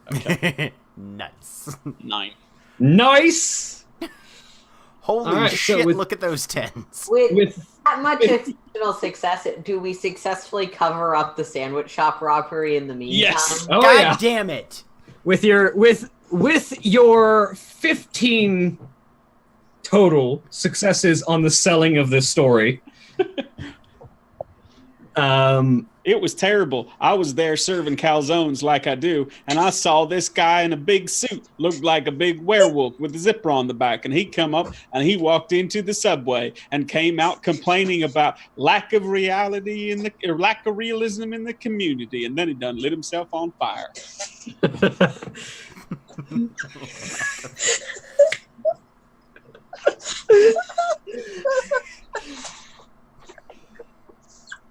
This story goes viral. It is at the That's the opposite of what we wanted to have We happen. wanted to go viral as a silly story Yeah, that everyone has written. This Yeah. it is on the front of news of the weird, not like news of supernatural, but this is something like Florida Man. Like this is Florida Man level news, and it has become sort of like comedic centerpiece. Which is exactly this is, what we wanted to completely. Fair enough. destroy. I'm just gonna Guys, talk about this. No one will take them seriously. fair enough. I'm just Paul gonna now point out- has himself auto-tuned on YouTube. Sorry. I am simply going to point out the Men in Black movies, and where the people that deal with such things tend to go when they're looking for serious news. Yeah. That's fine. We're the people that deal with I was gonna say you are the Men in Black. From the werewolf community, the us community, or even the vampires, honestly. First of all, not that Nina necessarily knows this, but no, we are categorically, canonically not the World of Darkness Men in Black. That's the Men in Black. Right. They're a real thing. And they're scary as fuck. Okay, as shut up, shit. Cannon. Okay. Anyway, so like I said, this story becomes very much the latest round of mimetic comedy stupid news, Excellent. which will last in people's heads for about a month and then die away, which is probably exactly what you're looking for. And so while that's being set, you guys have a few days of downtime, at which you will be able to restore most of your willpower. I will say, go ahead. Everyone who doesn't have all of it can fill their willpower back up. God. Can we use that time to also start doing research? Yes. So I was going to ask, what do you guys intend to do with your downtime? This is anything that is more mundane stuff that takes a long time, stuff that would be not necessarily stuff that needs to have the entire group, stuff that you need to get done in the background, like crafting weapons or ammunition, doing research, finding stuff like that. Yeah, actually, Eamon- and Jack, thank you. Jack reminded me of a scene I wanted to do with Jack when we have Okay. some downtime. All right, so let's- Eamon specifically first, though, would be prioritizing that benediction he wanted to research. yes. Roll me your dots and benedictions plus 2 for your faith virtue. Okay. Let me get something that is that number of dice. You can just make it a simple roll if you want to. Oh, that's right. Der.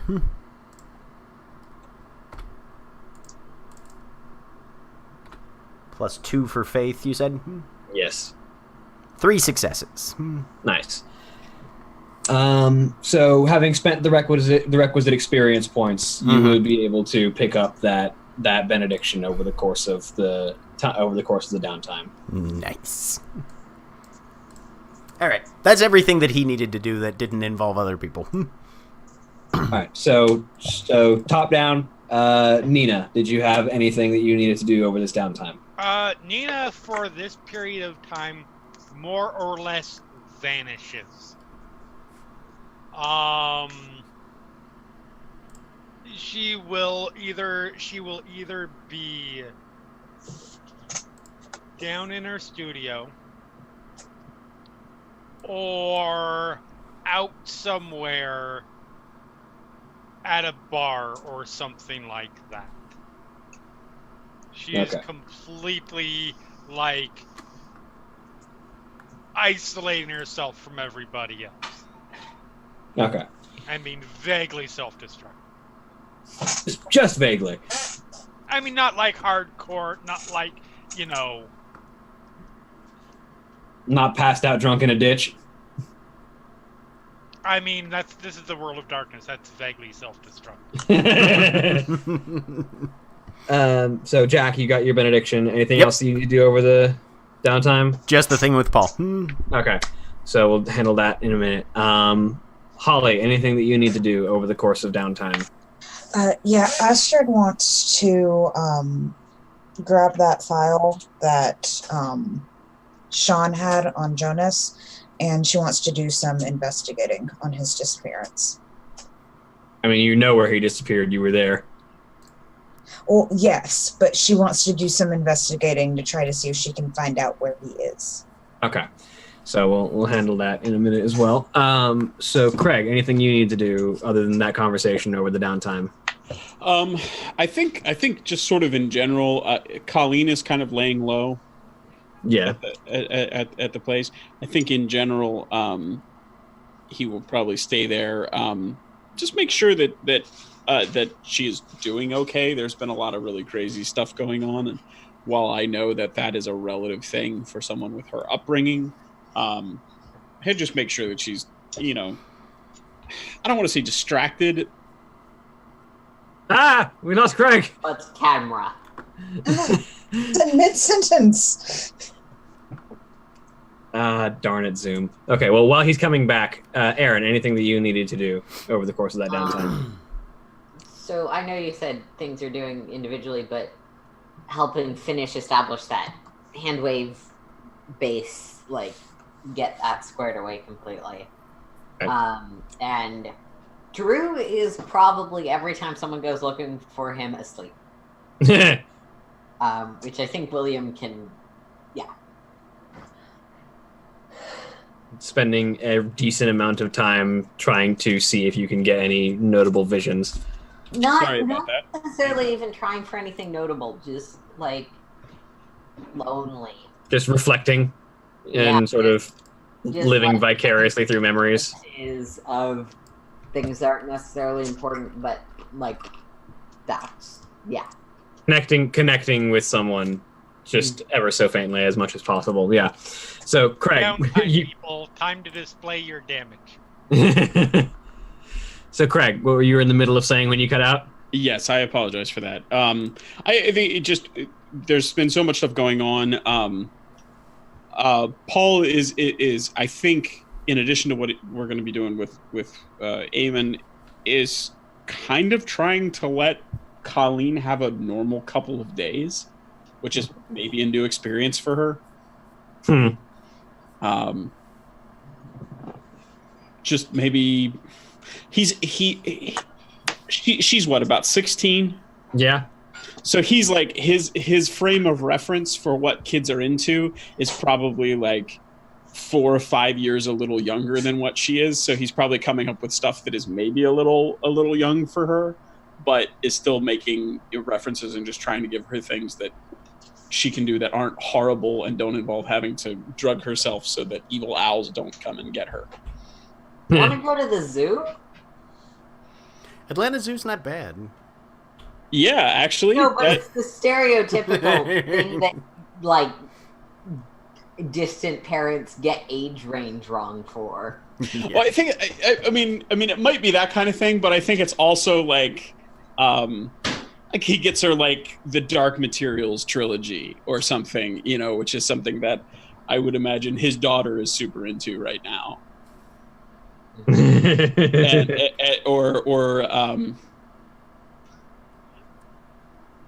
have a Switch now, so he proceeds to be like dad level bad at Mario Kart with her, things like that. Nice. So, aside from those things, we have a conversation that used to happen between Eamon and Paul. So we'll start with that. Where is Eamon when he's working on the benediction? He's alternatively at Our Lady of Lords and then down in the warehouse, like the warehouse part of Nina's place. Okay. Studio part. I think when he's in the warehouse, Paul will come down and knock on the door. Hey, come on in. Sounds of music in the background. Okay. Yeah, and Eamon's just sitting there. He's probably got 4 or 5 books open, and he's just furiously making notes on a legal pad as he's referencing them back and forth. Paul comes in and says, Eamon, I've got to say, this is a new side to you. Has it? Well, haven't had much call for researching the powers of the Almighty, but there's a couple of things, there's a couple of stories that, sorry, what's up? No, that's great. I'll just, if you get to the point where you want to take a break, maybe stretch your legs a little bit. Oh, yeah, could. Well, you remember when Start we were out stacking there? them up. You remember when we were out there at the country club, and I had a fella fall out of a flaming window practically right into my lap. And I still wasn't able to get my knife into him. So All right. things seem like they're going to be getting worse before they get better. So if you've got some spare minutes, it's been a long time since I've done any field training, and I wouldn't mind a few pointers. Right. Sure. Yeah. No, we can. What you got with you that you'll be using? Paul thinks for a minute. He says, "Well, let's, I guess, stick with knife training. Colleen sort of ate my old one, but I do have this new one. All right. Maybe that's not the one I should use in combat, but is it the bloodletter, right? Yeah, exactly. Right. He's like, but maybe if you've got something, or maybe we should just use something a little bit duller. Like I said, it's been years since I've had to practice anything hand to hand." That's fair. No, starting off with something that's not going to draw too much blood if you do make contact is probably a smarter idea. And he'll look around just like for a broomstick or something that he can snap off to get something vaguely knife length. Okay. You find something. Okay. Right, so you got your, foregrip, reverse grip, that sort of thing. All right. And, well, yeah, just come on at me, show me what you got. All right. Here we go. And I'm gonna try to hit Eamon with the broomstick. Oh. The two of you are currently in cinematic mode, so I will let the two of you dictate how this is going to go, because this is essentially you attempting to be trained, I'm assuming, to take extra dots of weaponry. Yeah. I will say it's probably pretty obvious pretty quickly to Eamon that while Paul definitely has had some training with using a knife, he really seems to be going right now for more of just kind of a straight stab when he's coming at Eamon. Okay. And probably relatively easy if you want to use stats to inform it a little bit, Paul currently has 3 dots in weaponry. Okay. Which is I'm sure less than what Eamon has. Only 1 less. Okay. Yeah. But he. So I think he tries that for a while, and I would assume it really is not getting much through on Eamon.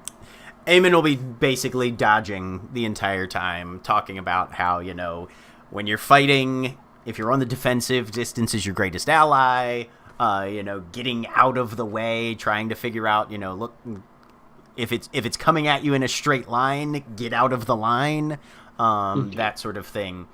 And when, and as that goes, eventually pulling out his part of the broomstick, which is fully twice as long as Paul's, and mentioning the whoever has the better reach is at somewhat of an advantage. Obviously, the best thing to do when you get into a knife fight is run the fuck away. Right. And but if it does come down to the point where you have to stand and hold, and then he starts showing Paul specifically how to disarm as well. And interacting with that as best he can. Okay, and I think after they train that way for a little while, Paul will also say, I know you're the one that's got the claymore and so forth, but I hear what you're saying regarding having a little bit more reach. And he'll look around and see if maybe there's a non-broken broom handle that he can unscrew from the end of a push broom or something. Yeah. And then use that and sort of hold that at the end. So now he's got about a 5-foot pole that he's holding. And then we'll try, he says, just sort of as an exercise, if you don't mind my seeing how it looks from the other side. And as long as Eamon's okay with that, we'll start sparring with that longer. Yeah. And okay. Eamon's fine with that. He's also going to, because he's assuming that Paul is literally blind in that one eye, he's going to be trying to take advantage of that as much as he can as well. Attacking from the blind side, and showing, basically trying to, especially now that Paul has the advantage on reach, using those advantages that he has to try and close and make the occasional tag. And if Paul picks up on that, he'll actually encourage that because it'll help him overcome that. And he literally doesn't have an eye. Right. He has a weird magical thing stuck into the socket that he lost. But so he is blind on that one side. Yep. So that's going to be your main problem when it comes to the hand-to-hand, is that somebody can come up on you without you necessarily even knowing it. You're going to have to keep your head on a swivel. Make sure you keep your situational awareness really, really in hand. Sure. I appreciate it. And like you said, if you can take advantage of distance, do that. So. I'd say best advice I could give you is, if you're going to be on the front lines with me, I'll try and keep myself on your blind side so I can cover you on that. I appreciate it. Anything I can do other than just stay out of your way? That should come with practice. You get a little bit in the rhythm, understanding how it is to fight with somebody at your side. I get the idea that you tend to be a little more of a solo artist most of the time that you're out. Yeah, I also not sort of big running combats. You can imagine procuring most of these artifacts as sort of as you say, soft touch solo kind of thing. smash and grab jobs. Yeah, that's right. All right. Well, you're carrying yourself fairly well. Whoever trained you on it didn't skimp on the basics, and that's good. Well, glad to hear it, but certainly years of rust to knock off, so I appreciate you putting a little bit of a finer edge on things. Oh, aye. And that training will probably continue every now and then over the course of the downtime. I think each time Paul comes down, he brings some sort of horrible sandwich and something to drink. Yep.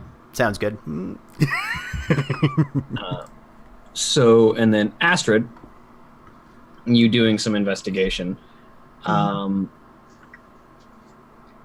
Go ahead and just roll me wits and investigation real quick.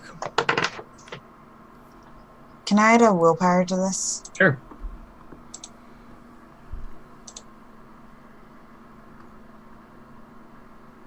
Oh, let me get that off attack roll. You shoot the investigation. Investigation with a gun. 4 successes. Now that's some skewed dice. That was like Wow. literally 6 dice and got 4 successes versus other people who have been rolling with like 10 and getting 2. Yeah. Nice. Astrid's just good at what she does. Apparently today she is. So every lead that you are able to find dead ends at the same spot, which is in those sewers where Jonas disappeared. All of the contacts that you're able to find that had any sort of interaction with him all seem to lose track of him shortly before the night that he joined all of you for that hunt with the werewolves. No one has seen any sign of him since. The strangest thing is that his motorcycle has also disappeared. The bike that is always with him is no longer anywhere that people normally tend to find it. But he didn't disappear with his motorcycle, so that's an interesting situation to find that. Eventually, I'll say, somewhere near the end trail of this downtime,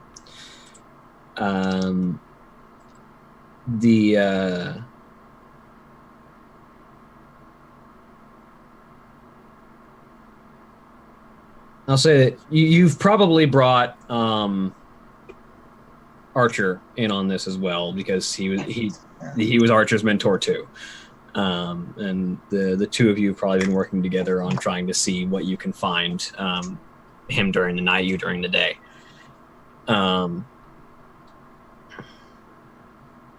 And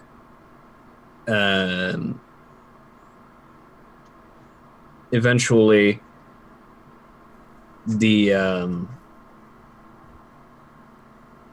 Archer comes to you with the lead one night. Hey, Ash. Hey, Archer.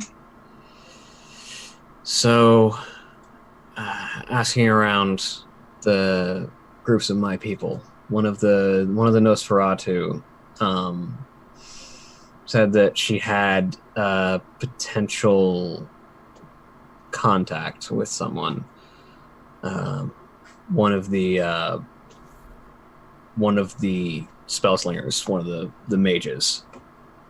And supposedly there's an old oracle woman who likes to make her living doing the gypsy thing, palm reading, the thing that tourists love when they come by any sort of rural area that has gypsies and people like that wandering around.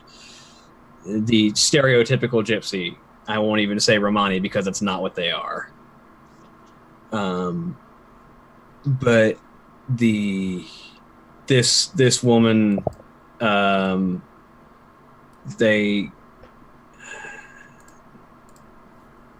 supposedly she's able to find people, and if you're able to talk to her on the right level, which is to say on the supernatural level, that with the understanding that both of you are aware of the state of the world, she might be able to cut a deal to actually put some real effort into finding someone.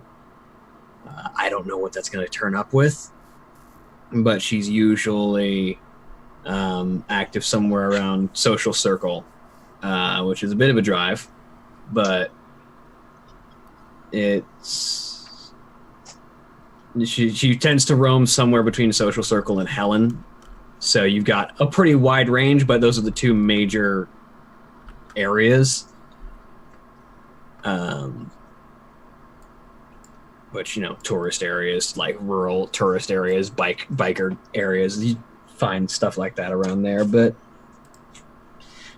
supposedly the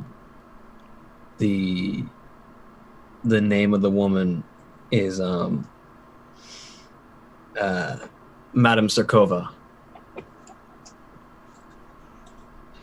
And I'll go ahead and put that in chat for you. Okay. Just about to ask how that was spelled. Thank you. And apparently, she runs the full like caravan style approach to her business. She's got the very stylized caravan set up wherever she goes, so it shouldn't be too hard to find her if you can catch her in the right location. I know it's not a lot to go on asking some witch or wizard in the middle of nowhere if they can use their magic to divine Jonas's presence, but that's about all we've got at this point. Yeah. Everything else is a dead end. If it's the only lead we've got, then I've got to follow it.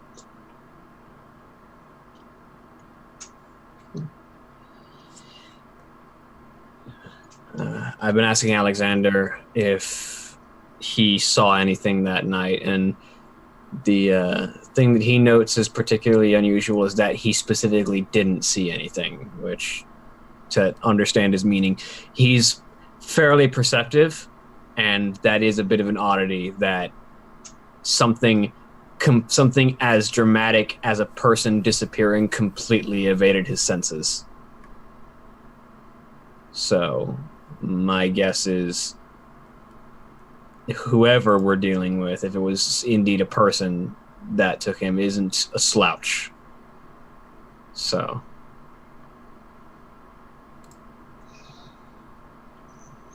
Well, thank you for the information. doing what I can.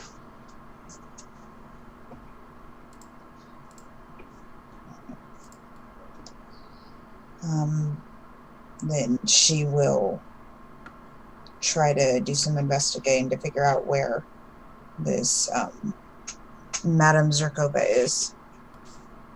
Yeah. And it's not hard to find. She has a website. Yeah. Nice. That sort of has her travel route on it. It looks like at the moment she's around Helen, Georgia. Which is, it's a decent ride. It's the northern end of Georgia, so it's a ways, but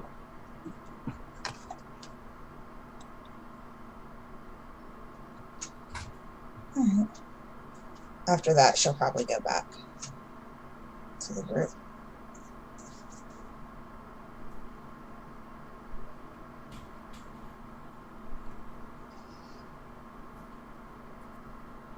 right. So as the several days of downtime begin to come to a close, as you all made an amount of progress, and you're fairly confident at this point that the story is circulating enough that you no longer need to lay low and keep attention off of you. So the possibility to resume without too much hindrance has arisen. As the group of you decide that it's about time to figure out what to do next. What are your intentions as the group of you gather? So still no information on where the Cardinal's gotten off to?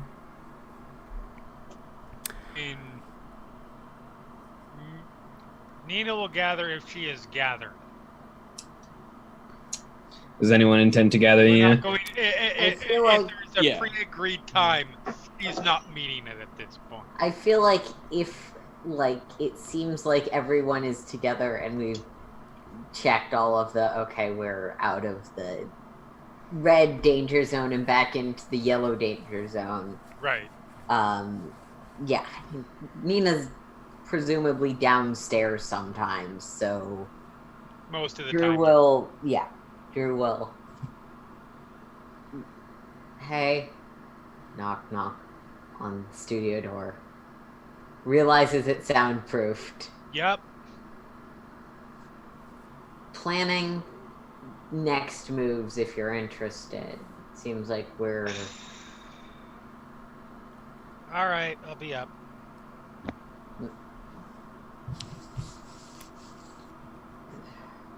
yeah, And she he's will just be gonna head after, upstairs, and if she doesn't show up, then he doesn't. She will be. It'll just be take her about 10 minutes and a few shots. But yeah, she eventually gets up. Drew is taken to using Rowley as a beanbag because the couch has abominable Satan cushions that cannot be properly removed for long periods of time on it. I was very confused for a second because somehow in my head, beanbag, well, understandably, but beanbag became hacky sack.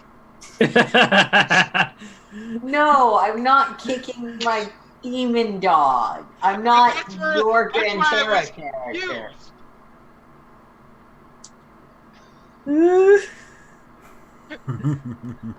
That's in my head. It was a very weird image of like, so you've made the dog, you've made Crowley force himself to be like super, super light, and there's just, Drew's just like kick, kick, kick, and you just see this dog going boom, boom, boom, boom, boom. Nope. So, several minutes pass, and Nina eventually makes her way up to rejoin the group. Stop.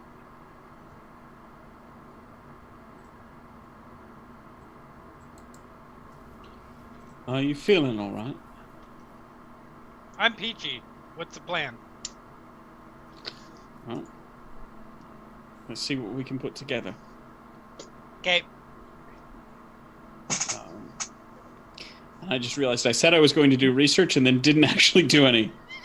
So, I guess Paul doesn't have anything to contribute.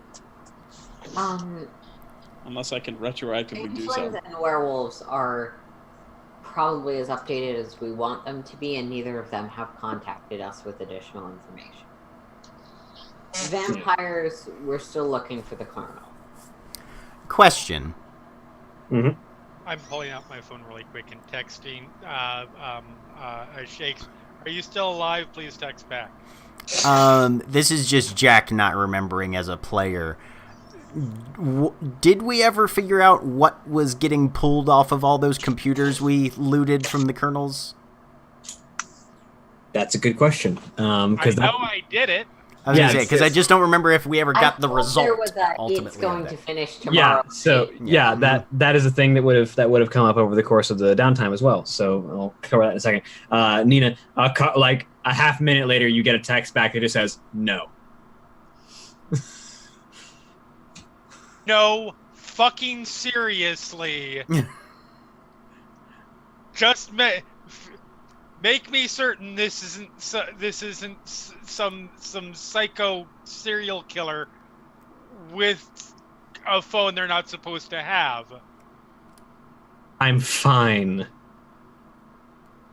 Okay, nope. No, nothing new from the fairy side. Eamon gives I- an involuntary shudder. I have,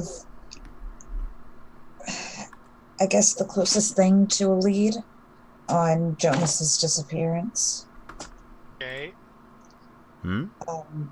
Archer and I have been looking into it, and there are a lot of dead ends. But he found a woman who is an oracle, and she may be able to figure out where he is or who took him. I So know are we it's talking not like some lady with tea leaves? Or are we talking like a fucking witch or what? I'm thinking more of the witch. So vague concern on that. Like that might be fine for Archer, but a lot of those types don't really like our kind because We kill Because their they're kind. fucking witches. You have the papal hunter in your group. So, yeah, is in general hunters. Yeah. Right. Let's Well, Yes, but keeping it in mind. it's the only thing I have to go on right now. So I intend to So- follow it. Eamon staying behind for this particular. Fuck no, I can keep myself in hand for 5 minutes while we get the information we need from the witch, and then, of course, history will proceed Look, as So designed by Eamon the stayed Almighty. behind on Right. this particular one. Yeah, I'm with Nina. Let's leave the Witchfinder General behind. Oh, Ah, please. Even Hey, Sean hey. and I can go la la la in the other room while that happens. I'm a or lieutenant, listen, I mean, captain we're at the coming- worst. We're coming up with things to do. I'm sure that we don't all need to go do the same things. In fact, it's probably a better use of time if we split up. I mean, So- if there's a witch, I feel like I need to be So there. continuing. I feel down like the you checklist, specifically should not be there. Fine. continuing down the checklist of things, we need to figure out the kernel. The computer might give us some information. so I say, so, Yeah. Oh so yeah, on that point, I've been running for like 4 days now. I should go check it. on that point, as you go and check up on the computer, the information that you are able to pull off of the computer is as follows. This computer looks to have mostly been used as a logistics terminal. It's been primarily working sort of organizational accounting, sort of tracking money, tracking units, sort of keeping tabs on things going down. And so it's not used as much for future planning as it is for record keeping. But that's still a lot of relevant information that can be pulled, especially because the major and most significant detail that comes off of that computer is the influx.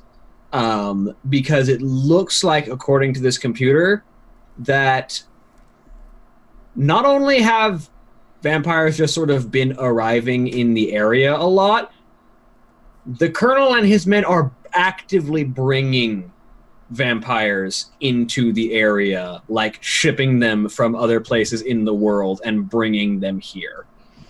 Against their will? Some against their will, but a lot of them are members of whatever this Colonel's organization is. Can't exactly call it the Third Reich. That's been demolished for several decades. Nearly a century. But the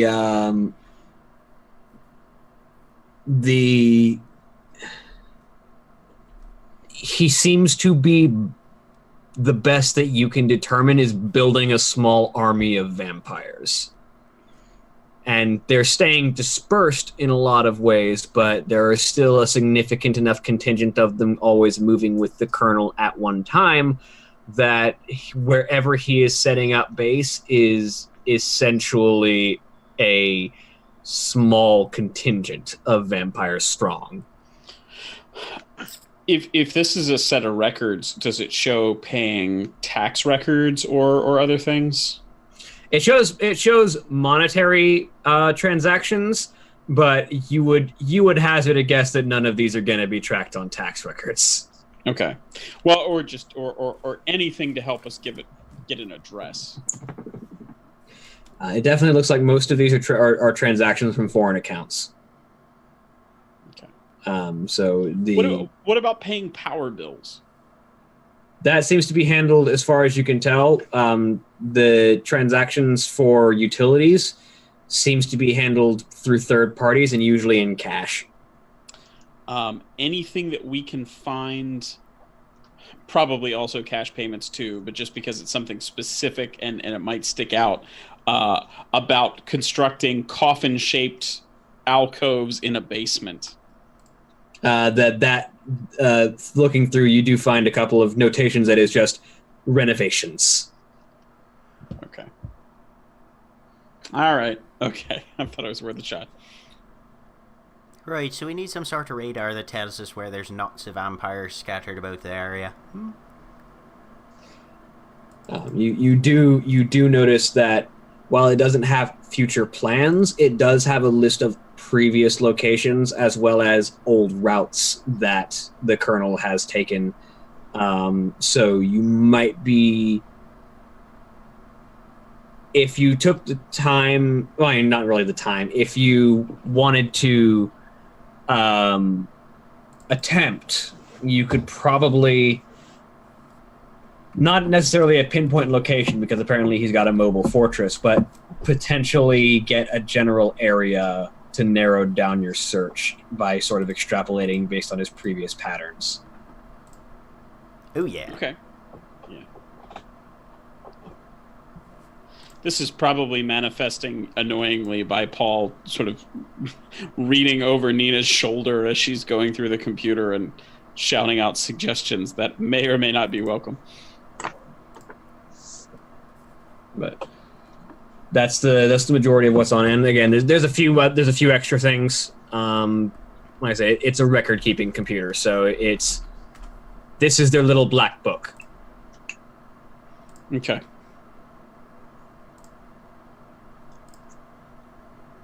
And a lot of the older hard drives that you pulled has older and older and older records. Like these are. Like the modern computer is the most detailed and the most recent, but as you sort of pull off of these older mainframes as well, a lot of them have similar forms of records dating back to the 1940s. Okay. Yeah. Anything useful with regard to that joint expedition from was it the 50s? It was after the war, I think, but there was a joint expedition that went out at one point. To Dracula's castle? Yeah, exactly. Actually, yes. Okay. Looking into that particular situation, as you decide that you want to sort of get what information you can about that, you learn that the hunter expedition to Dracula's castle was tracked by the Colonel and his men, and a separate vampiric expedition was sent to the castle in 1972. Okay. That supposedly found that the Crimson Veil had been extracted and was no longer in the location. But the bodies of several of the hunters of that time were found. Not all of them, but several of them. And that records indicate interference from records indicate interference from a joint force of hunters in their own expedition, which implies that the hunters had sort of set up watch in case vampires decided they wanted to come back to that castle. But they also noticed a unique magical interference that they were unable to trace. Okay. I'm going to go out on a limb here and say that the interfering group of cell of hunters that was set up to watch there was led by somebody named Belmont? So, if at some point she is out of the room, I want to check what he might have on Colleen. Both sort of like... Yeah, what sure. might have been thought about her, but also how she was captured and then, like, magically contained. Yep. Yes. Alright.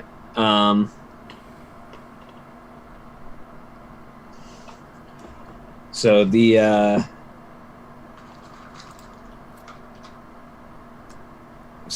looking specifically for the records on Colleen, you managed to find these records are significantly more personal. They're less like methodical and detail oriented, not so much like transactions and dates as they are commentary. And it sort of along the record sort of runs along the line that in their search for the Crimson Veil, they seem to have located records of a VIP held by the mages who might be useful in potentially tracking and unlocking the veil if they can figure out how to manipulate her. The ritualists among the organization of vampires supposedly was able to locate the traveling group of mages that was holding her, and set up an ambush of overwhelming firepower to make sure that the mages would be dead before they could start using their magic to react.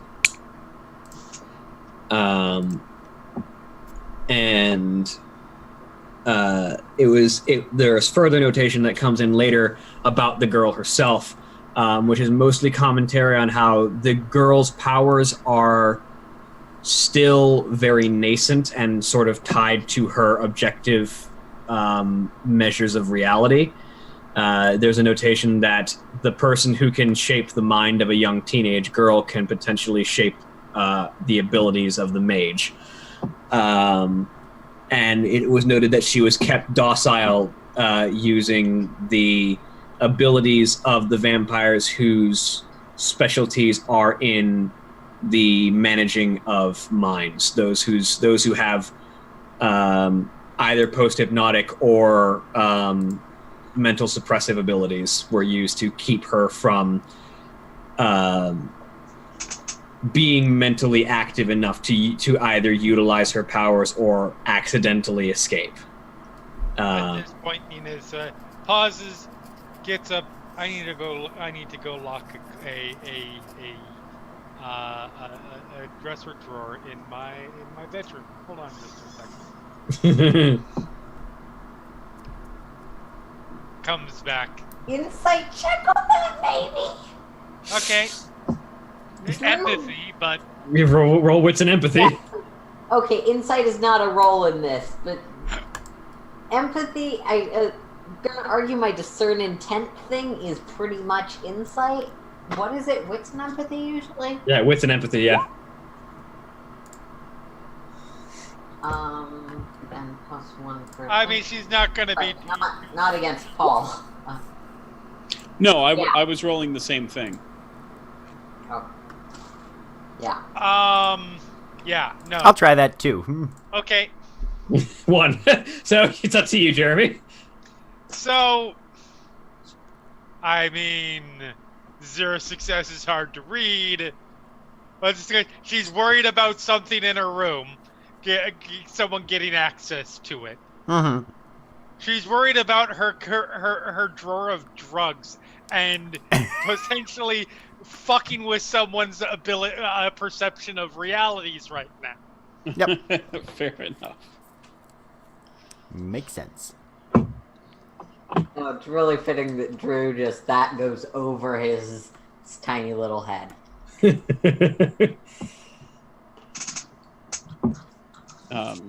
And I think did I with 2 success is that enough to kind of cotton on to what at least the general intent is? For sure. Especially since she's probably the only time that she ever came up in the last few days was to go into her room for about 5 minutes and then come back out, and yeah. I think as she comes back in, Paul leans over and says, "If you want, we use some child safety locks that were. I'd recommend them. I'm happy to give you a link." Oh, I have an actual lock. Like, No, full on. Yeah. He smiles and winks. out of character. I love that we think any of this will stop the Right. versioning. Reality No, bending The idea is nascent demigod. you at least make it inconvenient, and perhaps she gets bored and goes elsewhere. There is freely available, unlocked, other drugs. She's 16, not 12. Well, that was again also out of character. That was Paul's joke. He's recommending child safety locks Yeah. for toddlers. Right. No, you don't know how good these locks are. Anyway, so yeah, and continuing sort of down the line of the notation, it eventually it notes how she was kept maintained using the mental abilities of some of the more ritualist and more socially powerful vampires of the organization to keep her docile, and there's the later notations note of how it seems like an amount of sabotage was performed that caused not only her guards to be drawn away from her location, but also ended the influence that was supposed to keep her docile until the next night when the vampire was supposed to reapply the effect, which allowed her to panic and break her way out and escape. And that search parties are being sent after her. Refresh my memory. We know by now that was the interference of Father Kindness, or no? You don't know that was Brother Kindness. You do know that Brother Kindness was one of her teachers. The circumstances of her escape are still a little fuzzy even to her. Okay. Um, I thought he'd said something about being the one to... Never mind.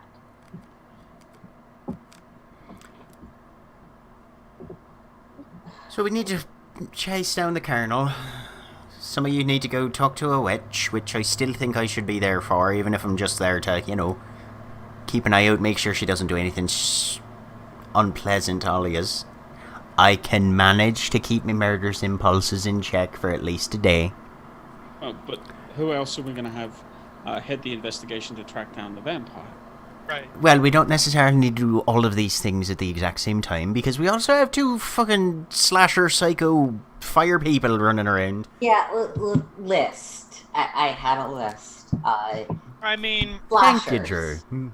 look, don't take this the wrong way, Eamon. I assume you're not going to react the way I think your brother would. But unless we get some kind of determination that she's actually doing something, harmful, and thus should be taken care of, I don't want the church knowing where local witches are.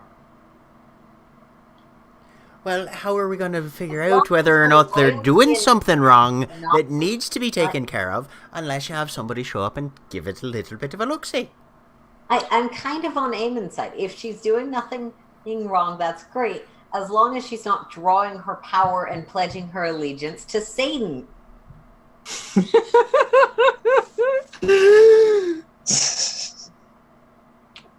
If you're innocent, then you've got nothing to hide, so let me see all of your things. Doesn't work for the government and doesn't work for the church. Paul But we're more tap than his that. foot We're on the it. people that murder the bad things that go bump in the night. Yes. There's no high horse on the privacy rights of the vampires that we totally burned out of their golf course. Right. Paul will also tap his eye and say, I say, jerking my finger at one of the old computers that we are going through, because as far as I can tell, our permission to go through them is they are Nazi vampires. We had every reason to believe that they were actively causing harm to this community. I have no problem with that. I'm just saying, there's a city in Massachusetts And I'm just gonna leave it at that because I don't think I need to complete that sentence. Hey, William, do I have any World of Darkness Greendale insight is in to that Massachusetts. Sorry, what was that question, Aaron? part? Given, like, most of my occult training is, like, story related, do I have World of Darkness insight into that one? Sorry, I'm not personally recognizing the Massachusetts reference, so Salem. Salem. Okay, yes, Witch burnings. yes, the Salem witch trials. Sorry, I forgot that Salem was in Massachusetts for a minute. That's fair. It's also in Oregon. Salem, Oregon. Yeah, there's a Salem, Oregon. We too. did not have a witch trial there because we're hippie. No, because it was founded in 1980. Yeah. Well, after the fact. But no, yes, Salem is actually our capital. Sure. World of Darkness knowledge on the Salem witch trials. Roll me intelligence and occult. Yay. I mean, I also want to roll this for the record. Go for it. 3 successes. Drew is being really petty.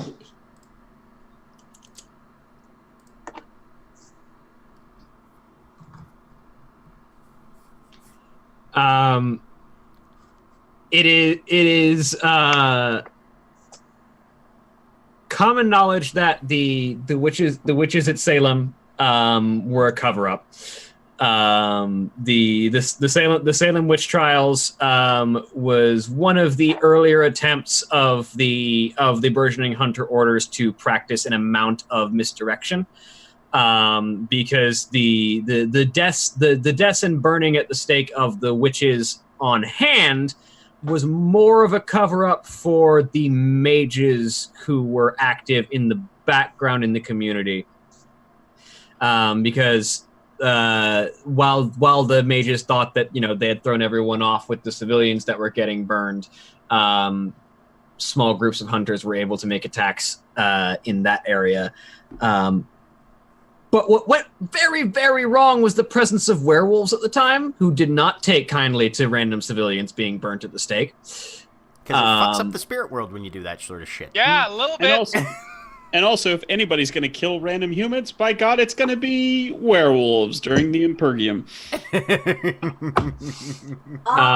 Yeah, so Drew will just, like, take a drink of the specifically non-alcohol that he has. Sure, that's what happened. I'm not. Look, I'm already saying that I will forego this one and let you go Satanist pal with a witch. As much as it is deeply against my personal ethics.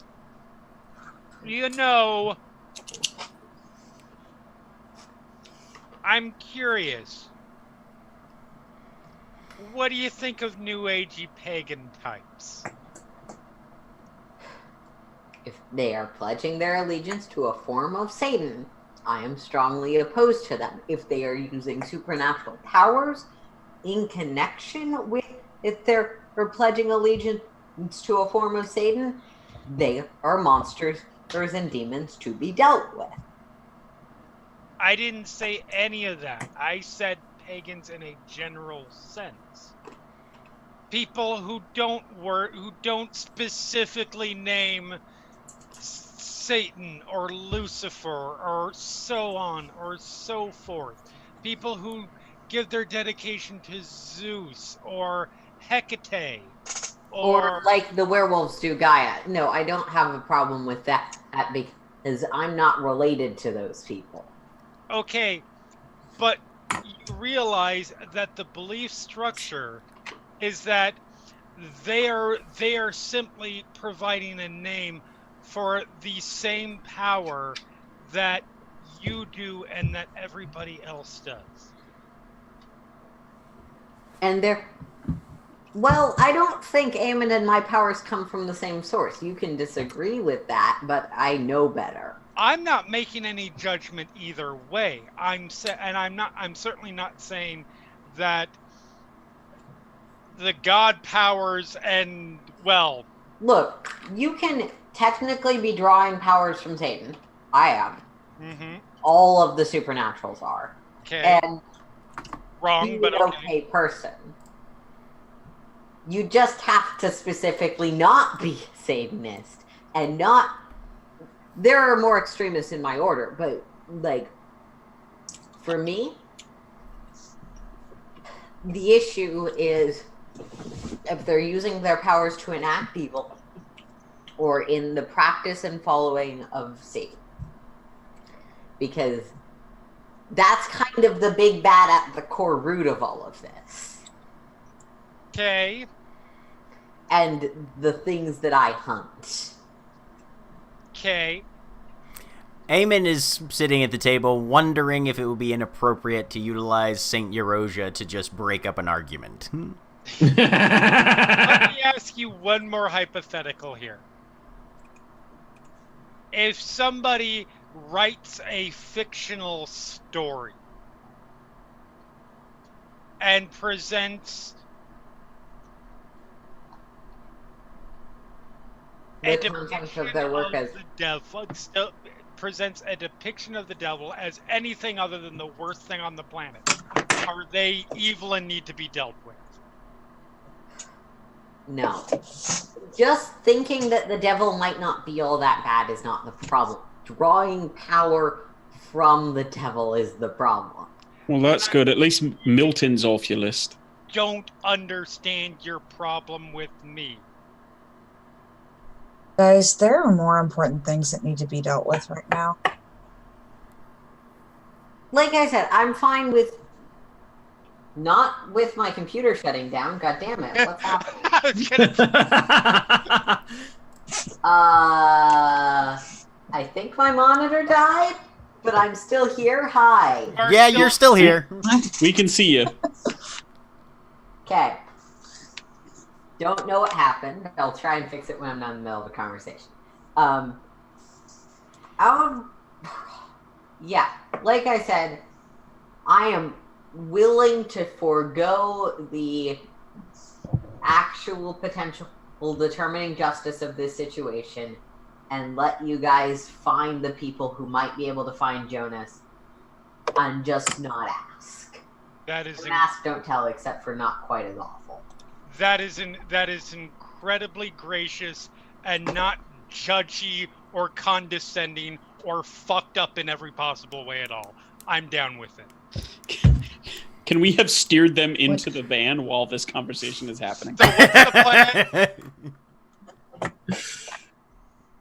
When it comes down to it, I'm going to meet with this woman with or without you guys. No, I'm with you on this. I'm down. The question is not whether or not we're bringing the Inquisition and the Devil's Child No, to your oracle. So what's going on? Colleen asks as she walks into the room. We also probably shouldn't. I think bring Astrid Colleen and I if are this gonna doesn't go make visit a natural witch, and senses. the rest of them are dealing with vampires. See ya. Eamon is going to do his normal thing of cornering somebody before they leave. Okay. Who are you looking for specifically? Nina, specifically. Okay. It's not me this time. Yay. Nina, word if you didn't mind, love. Before you head Oh, off this to... should be fun. Let's go. Sure, no problem. I'll And just and wait. Eamon will literally grab her wrist and just drag her into, like, the back corner of the warehouse. Okay. Ow. But what? Are you doing all right, love? I'm fine. You've had 3 days where you sort of weren't even around. And Uh-huh. I'm not stupid. What's going on? Look, this group of us has been enclosed in a small space for a long period of time, and there's only a certain amount of judgment that I can handle. Pile that on top of what we saw a few days ago. I needed some time. Am I okay? No. Am I going to be able to handle this? Yes. Relax. What do you need then? to be able to do whatever it is we're going to do to fix this. And, Look, we all appreciate the medication to get me along the way. I'm we fine. We all appreciate the hospitality and that, but and we've been putting together a bit of a safe house where we can. Do you need us out to your apartment? No, it's fine. I'm perfectly happy to have you here. The less I can be told I'm evil, the better. But I've given up on that particular train at this point. So I'm good. It's fine. All right. Sorry to grab you and drag you like that. No, it's cool. If there's love, if there's anything you need, you let me know. All right? We'll get it handled. No worries. All right. I'm cool. You in a decent enough position to keep an eye out for any of the bullshit witchy stuff. Oh yeah. All right. Yeah. Let's be clear. I'm not going into this saying, "Oh, this is my friend," and I'm going to. I don't. No, you're not stupid. I never thought that of you. Yeah, I don't know who this is. They could be entirely, and yeah, I'm going to keep an eye out for that. Right. No, they might be somebody who likes crystals and patchouli, and that's it. Right. All right.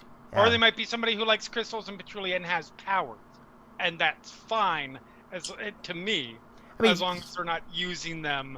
Right, as long as it's not crystals, patchouli, and child blood sacrifices. Or they might sacrifice a goat every now and then and worship Baphomet, but still don't harm anybody. That's fine. I'm sorry. I mean, you can't expect everybody to think the same way you do, but if he or she or they aren't hurting anybody, they're not gonna have any problem with. Yeah. Shite, there's fuckers running around lighting people on fire. I think we've got bigger fish to fry than, unless this person turns out to be worse. That's all. No, I get it, and all right. Honestly, I'm not concerned about you. I'm concerned about your organization. I am concerned about Chris. And I am concerned about if this person was an entirely non-harmful person who just happens to give the name of some devil as the name that they give the source of their power, that person's not going to be walking the earth anymore. There's a bit to the fundamentalist streak to Drew. I give you that. Yeah. I'm good. Fair enough then. Yeah. All right. Stay in touch. Will do. All right. There's a devil listed who specifically offers knowledge, and he looks like an owl with very long legs. And I need to figure out what his name was. I think it's like Cyrix or something like that. Yep. Yeah. My character's a professional asshole. It happens. Well, but that's fine. You are a World of Darkness character. And I cleared this with you in advance. Yes, you did. Yeah, no. You guys think Drew's an asshole. Wait till you guys meet Aiden in the werewolf game. Oh, Jesus. Can't wait. And Eamon will go find the rest of the vampire investigation squad. We should probably get out of here before I put the freaking couch cushions that are that entitled bitch. Sorry, that part was too far. That entitled Satanist. Paul is trying to find his favorite Stevie Nicks album, Crystals and Patchouli and Child Blood Sacrifice.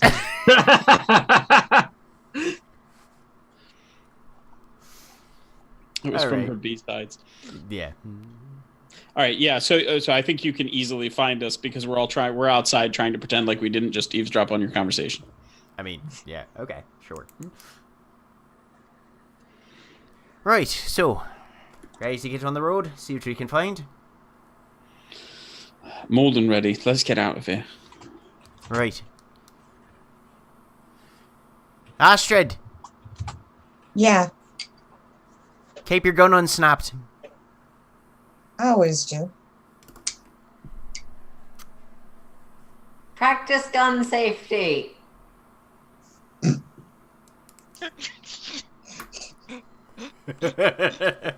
Make good choices. Oh my god! Oh Jesus Christ!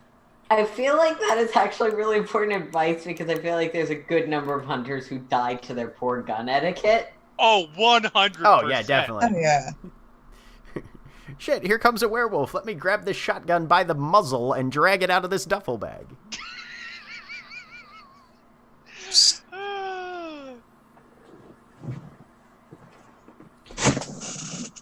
All right.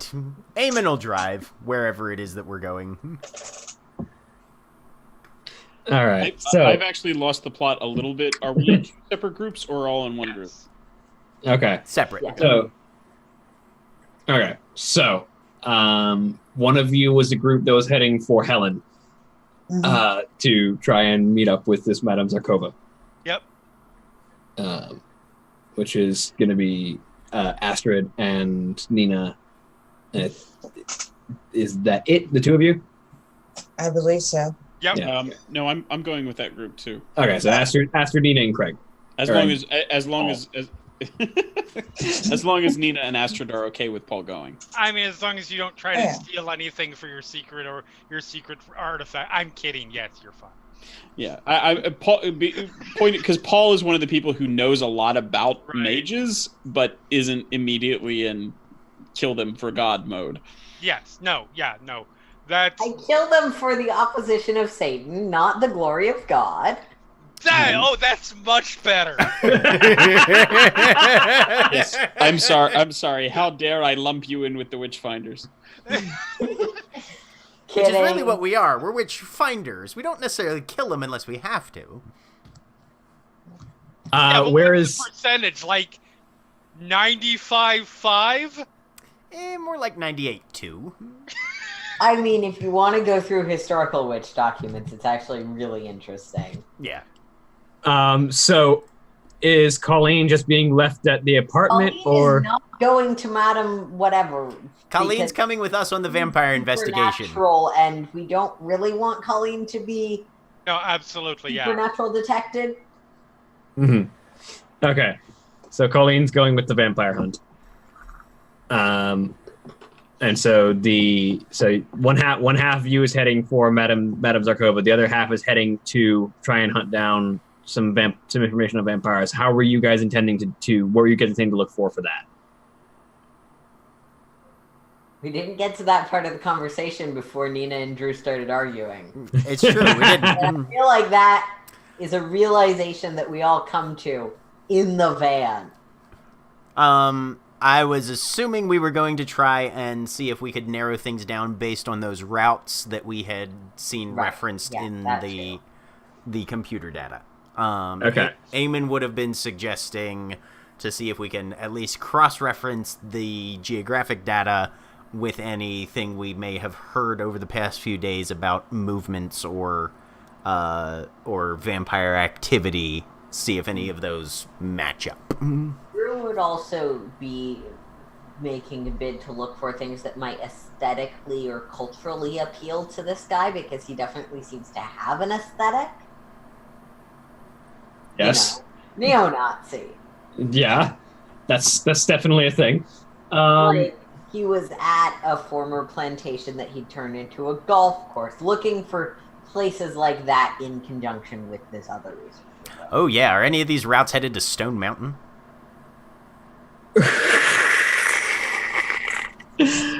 Wow. Murder people references. I'm sure they make sense. Stone Mountain has a huge sculpture of basically, hey look, Confederate generals! Yeah. Mhm. So yeah, we'll figure out the narrowing of locations before we wrap up, and we'll do that as sort of our ending note. So, I'll say, because you're trying to You're trying to piece together information rather than recall. So I'm going to say this will be a wits and investigation. To try and narrow down from the information that you got a general area to search through. I have some wits, and I have 1 investigation. I'll give it a try. Nope. Wow, look at those ones. Drew's smart. Yes, he is. Drew's very smart.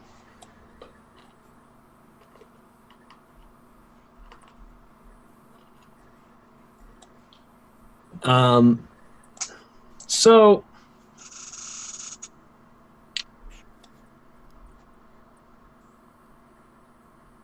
there's the route that has sort of been going seems to be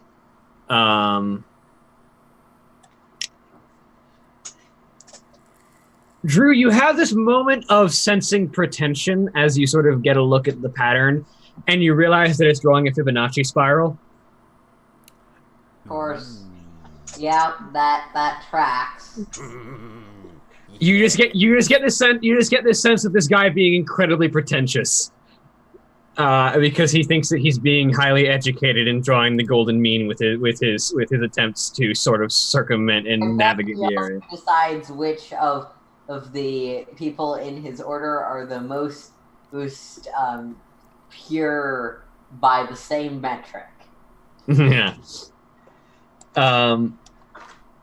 So at the point in the spiral that you can only assume based on the last point of records, he's been sort of spiraling around the center of Atlanta, as he's sort of been moving out and then slowly back in as he sort of like retraces.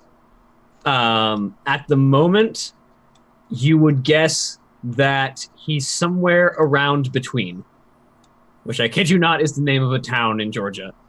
Cool. Sort of, which is generally east of Atlanta, by a significant distance. So quick question, as someone who doesn't know the local geography. Is between, by any chance, the city you pass through when you're going to wherever the rest of the group is going? No. I was like, having that moment. I was like checking the map real quick. Let me make sure it's not on the way to hell, and I don't think it is. No, it's not. Yeah, no. Between is heading towards Monroe from Atlanta. Got it. Oh yeah, right through Snellville, Loganville. Yep. Yeah. Mm-hmm.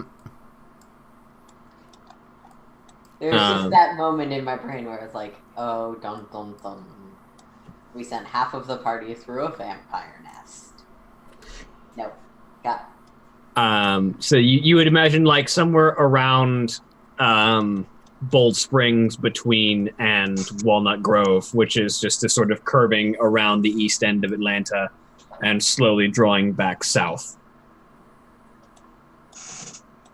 Okay. You suspect they'd be in Conyers in the next day or two.